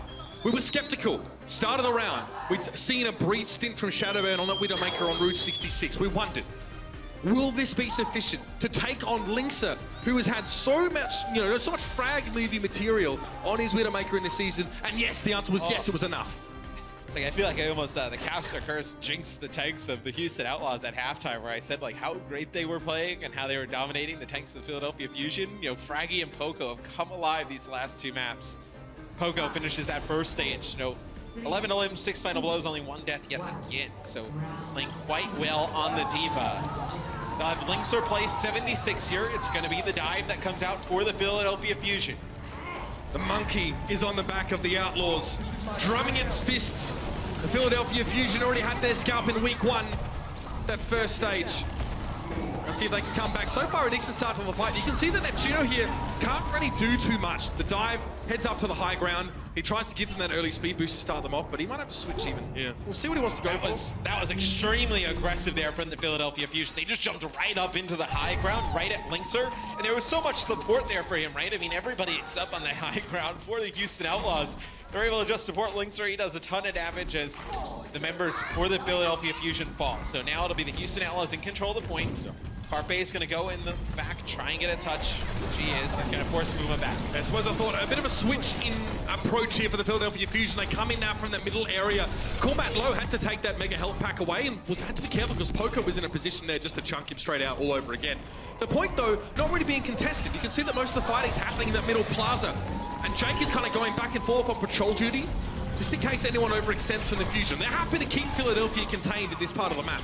Yeah, Carpe's been giving them a pretty good advantage, though, Philadelphia, where they may be able to break this at one time, because Carpe goes onto the point, forces Muma down, gets Muma low, and then what does that do? Boink and Jake now are going back to the point to try and deal with him. So Carpe is getting the main tank low, then drawing the Tracer in the Lucio towards him, giving his teammates a big advantage. They just need to pick up some of these kills. Drake now, struck by a few orbs. Again, a lot of just poke damage there, making his life a little bit hard. Oh! Double downing on the supports. Neptuno and Boombox both find their targets. I mean, get you a support that does it all, Matt. Philadelphia have two. As Muma will be by the point here. He's going to jump in at the final seconds. Does not use Primal Rage. Couple percent, though. Gets a few extra percent. Smart play there from Muma. Knew they were going to have to reset anyway. Philadelphia is going to have all 6 ults in this fight. Same pretty much for the Houston Outlaws. Cool Matt only 10% of the way. He'll build up to that rather quickly. This is going to be maybe a stage, maybe a map winning fight for either of these teams. At least it definitely could be defining. Carpe sees Muma already quite low here. Muma, Primal Rage, not an option for him now. Oh! Healed up. That's so gross. Shadowburn gets in the thick of things. You know he loves to get his hands dirty. And Linkser and Boink. Not much to say after that one. The only bonus is the Outlaws didn't waste too many other ultimates. They used the Transcendence and the Primal there. I mean, they do use that Transcendence, though. It's going to be 2 support ults now for the Philadelphia Fusion. They didn't have to use either there. Do have the Tac Visor from Linkser. Let's see if he can get stuff in a position to use it on this map. Because there's so much area to hide and so many buildings, it's really hard to get like one of those big Tac Visors. Poco needs to be careful. Low HP. Jake now trying to go 1v1 against the anti-Tracer. Tracer himself, it's Carpe. Soundbarrier is going to make things even harder for the Outlaws to find their marks, but Lynx is looking out with a tactical visor. Poco shielded some of it, but Carpe just gets clipped with the final couple of seconds of that ultimate. Primal Rage. Transcendence also being drawn out of the Philadelphia Fusion here, trying to fortify their position, but Jake's on the point, keeping it contested. Lynx are finally taken down, but the damage is already done with a tactical visor. Shadowbird's not done there yet. Once again, second fight running, he's found both the Lucio and the 76 on the Outlaws, and it doesn't seem to be done quite yet. Neptuno! Oh my lord! 2 kills for him at the end of that fight. One of the most bloodthirsty supports in the game. Houston pushes onto the point, and Linkser and Boink get 1v2 there by Shadowburn. He's able to take both of them out. Maybe swings it in Philly's favor. Now you're going to have Carpe with a Pulse Bomb, Shadowburn with a Dragon Blade here. Raucous with a Transcendence, though. It's going to be just what the Outlaws need to respond, but Mover's already down. Both Winters are traded out here.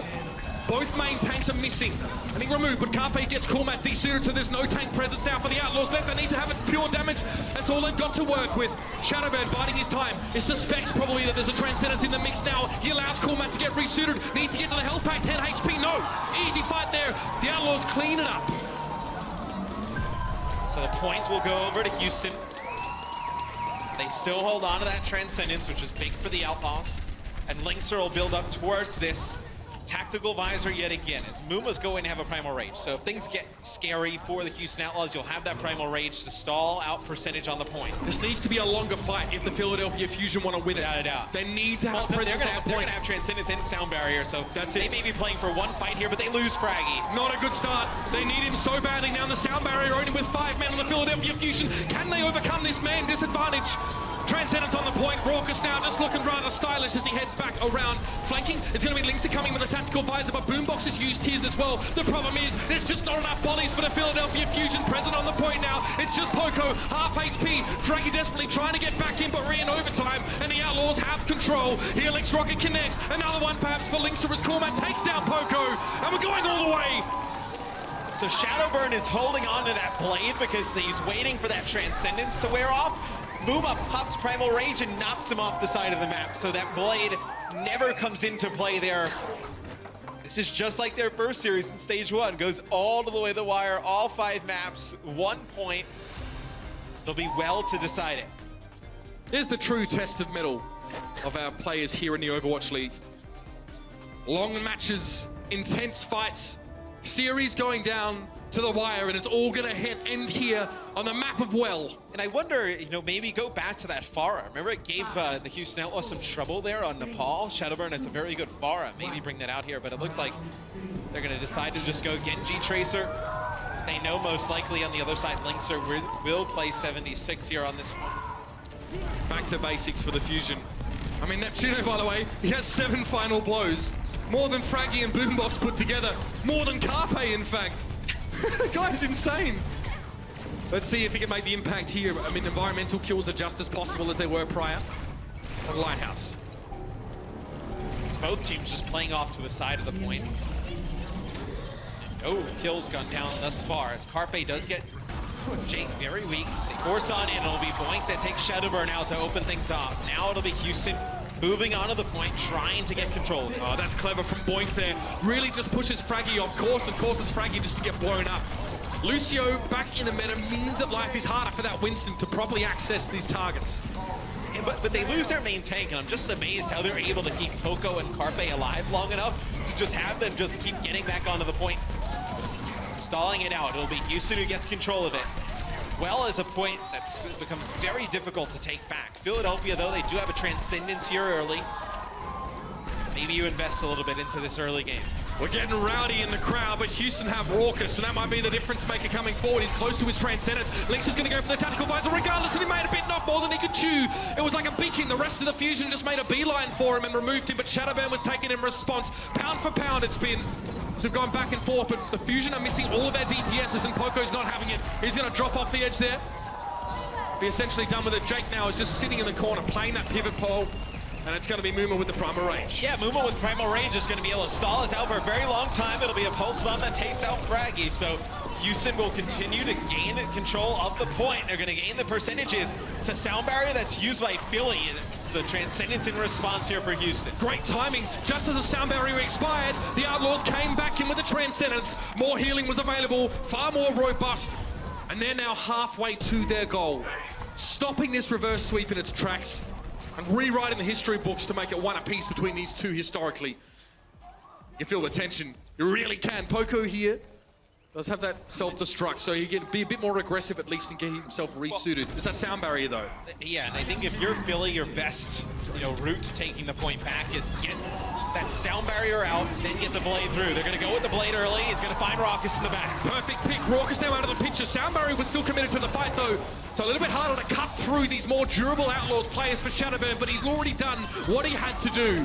A huge starting deficit for the Philadelphia Fusion. Now they have a chance to make up the difference.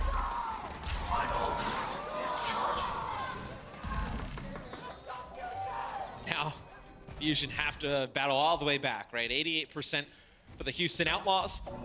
And if the point were to flip, I mean, it would be very difficult for Philly to get back. They probably have one decent attempt at it. Maybe it's like a little bit of a half type of push where they get back. But Fraggy with primal range will be able to stall this out just like Muma did for the Outlaws. Muma dives all the way into the back on both supports here. So you don't see him in the mix on your screen. You see Fraggy going into the back line of Houston, just trying to stay alive now with primal. Again, that was a nice little hit denying the high ground position from Raucous. He's going to have to go back around if he wants to get there. And everyone from the Philadelphia Fusion making themselves scarce. Don't want to face down this tactical visor from Linksa.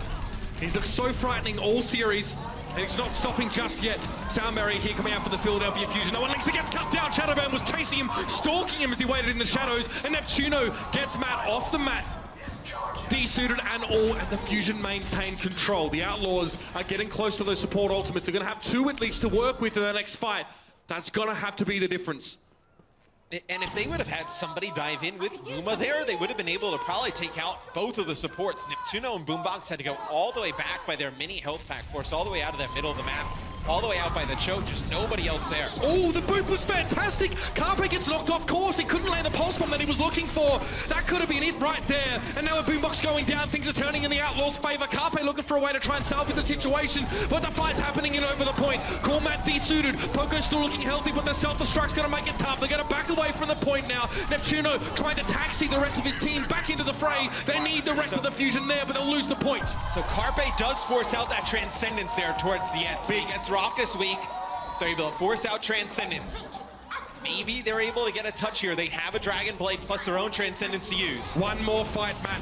This is going to be it. Overtime now. It's time for the Fusion to strike. Shadowburn no kind of gets jumped on. Drops back into the healing zone of the Transcendence, so at least he's going to be around longer. Cormat desuited. Not a great start here for the Outlaw. They've lost Jake as well. Neptuno once again strikes. The Lucio never looked deadlier than in his hands.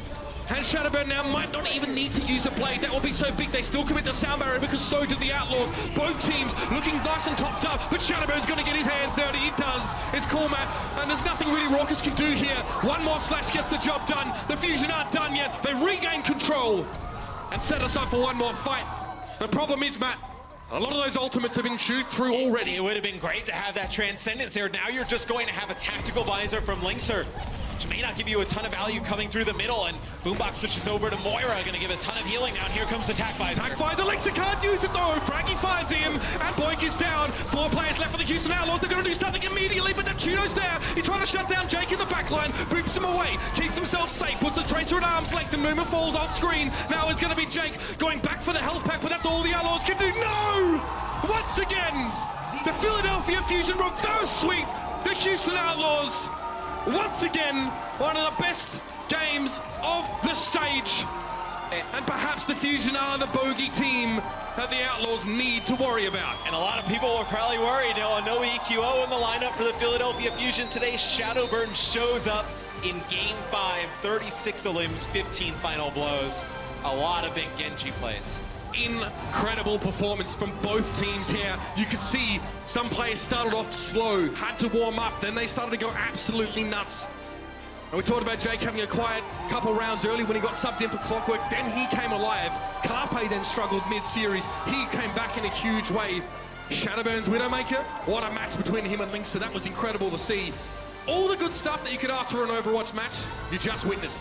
For me, I think the difference the last 3 maps overall was probably Poco's play. I feel like Poco really picked it up towards the end of that match. We can go with Zoe on the floor. I believe she's with Fraggy from the Philly Fusion. Yeah, I got Fraggy joining me, who's still shaking. What an intense match. That was a real nail-biter. I think everyone in here agreed up until the very end. We had no idea who's going to take this match. Let's look down at what just happened. What do you think gave you the edge? I think we just played pretty calm in the end. I think we lost the point towards the end, and we regrouped. We had 10 ulti, we clutched it in the end. It was weird. Oh, yeah. Take a breath, take a breath. You know what? My next question is going to be very long, so you have some time to calm down. Let's do that. Now I need to stall. I have no idea what to ask. Because up until the very end, I didn't even know who I'm going to talk to. But you know what? I did write down some small things. Yeah, it's all over the place, trust me. Oh, yeah, how about this one? You were down 2-0 going into halftime. What did you guys discuss in that dugout that you came back onto the stage and then pull off a reverse sweep? I think we just calmed down and got back to our game. We knew that Volsky was going to be kind of sketchy for us, and Nepa was kind of close. So I think we were thinking that we can do it on the next steps. All right. Any last words you have for your fans, from the people cheering you on here in the arena? Thanks so much for the support, guys, and I think we'll keep winning. Let's have a good game against London on Saturday. All right, yeah. You go on and keep on winning. Thank you so much for joining me, Fraggy. We're now heading over to the desk to break down the action. Man, I am so happy for Fraggy right now. The Fusion coming back and winning this one in a reverse sweep. There wasn't a whole lot of faith here from the desk going into halftime, but as this series played out, Johnny started getting more and more excited. He started getting out of his chair. He was yelling, getting fired up. What an insane game that was. I mean, regardless if you cheer for Houston or Philadelphia, you just have to love the Overwatch and reverse sweeps, whoever wins the game. I mean, you love to see it. That It was so so great. dominant back and forth as well. It was such a tale of two halves. You wouldn't have believed that Philadelphia were going to be able to pull it off at halftime. And then if you'd only watched the second half, you wouldn't believe that Houston had such a dominant first 2 maps. It was crazy. What a game. It was pretty amazing stuff. And let's talk about how we got here at the half. As you mentioned, it was all Houston. So we come into game number 3 thinking, all right, this is where Houston shuts the door on the Fusion. Instead, it was all about the Fusion's defense. Talk me through what we saw on Hollywood. Yes, actually, Hollywood and both Route 66 sort of play into Philadelphia Fusion style. We know they like to die with the Genji, of course, and play a bit more aggressive. So the high ground on point B is where they stop the Houston Outlaws. And it just tells you how good they are at securing the high ground and playing these kind of dive compositions. Houston Outlaws didn't look comfortable at all. They used the Soldier, used the Widowmaker, but they couldn't really get any kind of space, and Philadelphia just shone. Yeah, I would say there's a couple of key adaptations. One, Shadowburn started playing way more aggressive at times and being able to make massive use out of the heroes he was playing. And secondly, it really looked like Philadelphia Fusion were focusing on Moomer and Coolmat a lot more. Poco had a lot more kills, particularly on the tanks, And as soon as you take Muma and Coolman's impact out of it, Houston Outlaws look like a different team. Yes, and that's certainly one of those things you can expect the Philadelphia Fusion coach staff to talk about in halftime. Okay, Shadowburn, you're playing a bit scared, maybe play a bit more aggressive, you know.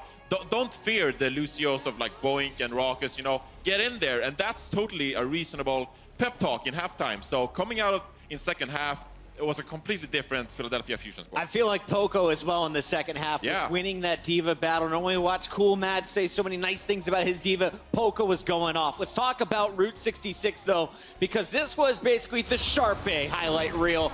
Shadowburn and Carpe combining for so many kills in the Sharpay duo. Showed us some like Sombra. a type of dog.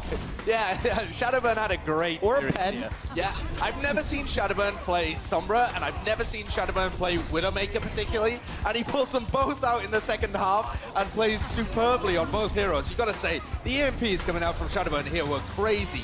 Raucus and Boink could not catch a break. Yes, and it looked like Houston Outlaws weren't expecting it either, because I think they expected Philadelphia Fusion to go aggressive, but when Shadowburn was playing the Sombra, he brought his passive sort of defensive style on the Genji to the Sombra, and actually with that patience, they managed to secure the fights, and it looked so good for them.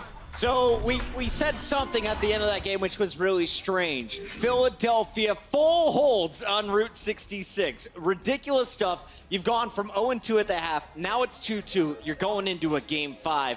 You'd think, all right, you look back to the first control, it was all Houston. Is Houston going to take the lead? No. Shadowburn comes out with the Widowmaker. It's going to be Philly who gets control of the point first, and Carpe was just tearing through the opposing lineup. Talk to me about this game, though, because if you look at all 5, I feel like this was the closest in the whole series. Oh, it definitely was. Yeah. Both teams were taking control of the point and then being able to execute so well to be able to retake the point. So we saw the control flip and flop many times throughout the series, but this adaptation to put Shadowburn on the Widowmaker, I think it's great, because it just lets Carpe go wild on Trace. I mean, it was back and forth more than Brent's prediction, so it flip-flopped all over the place. It just tells you how wild the game was, yeah. Who knows what he would have predicted here. It was insane stuff. Now, before we leave this game 5, I do want to visit one moment from Muma. If you were a Houston Outlaws fan, this was going to be your game-changing moment. Shadowburn was locked and loaded to close out this game 5 in the second round. He had his Dragon Blade, but Muma gets in his face and totally shuts him down. Sideshow, walk us through here from the Houston Outlaws perspective. Yeah, well, Houston Outlaws know that they're going up against a sound barrier and a Transcendence, all just to set Shadowburn's blade up. And so Muma just knows that he has one player to take out of that fight with his Primal Rage. Muma's so good with the Primal Rages, able to completely wipe Shadowburn away, and they take that stage, but they couldn't clinch it out in the final one. And this is why Shadowburn plays as passive as he does, because this is what he has to deal with on a regular basis. Winston's everywhere, he has nowhere to go, he just has to run away all the time, and it sort of explains his play style a bit more when you see it in real time with just Muma chasing him down. And it's only fitting that we show you Shadowburn dying once before we show you this awesome montage of him killing everybody. It's our player of the match, sponsored by Omen by HP. Shadowburn back in the lineup and taking home the honors here for our Philadelphia squad. And again, I feel like this is a tale of two halves, because Shadowburn at the beginning, along with all of the rest of his team, to be honest, was getting completely shut down. And then when you go into the second half here on Hollywood, and particularly the Sombra on Route 66, the man came alive. This was some OG Shadowburn. I mean, do we add Sombra into his repertoire, as you say? Yeah. No, because that was some spectacular Sombra play. Yes, that might be Widowmaker. I didn't know that either. No. Is this Widowmaker better than Carpe? Look at that! It just picks up Flinkster, one of the best Widows in the league. So, yeah, amazing performance from Shadowburn. And overall, the Philadelphia Fusion squad, we have to say, everyone, Neptuno was popping up towards the end, getting kills on Jake. So everyone on the Philadelphia Fusion squad really performed today. And really gutting, actually, for the Houston Outlaws to not be able to close it in the last 3 maps. I think they'll have to go back and look at some of that footage to see what to improve. But they still look like one of the best teams in the league. Absolutely. This was definitely one of the best matches that we have seen so far in stage number 2. And with that win, Philadelphia Fusion will take the #1 spot on the leaderboard, passing Seoul with the best map count here in stage 2.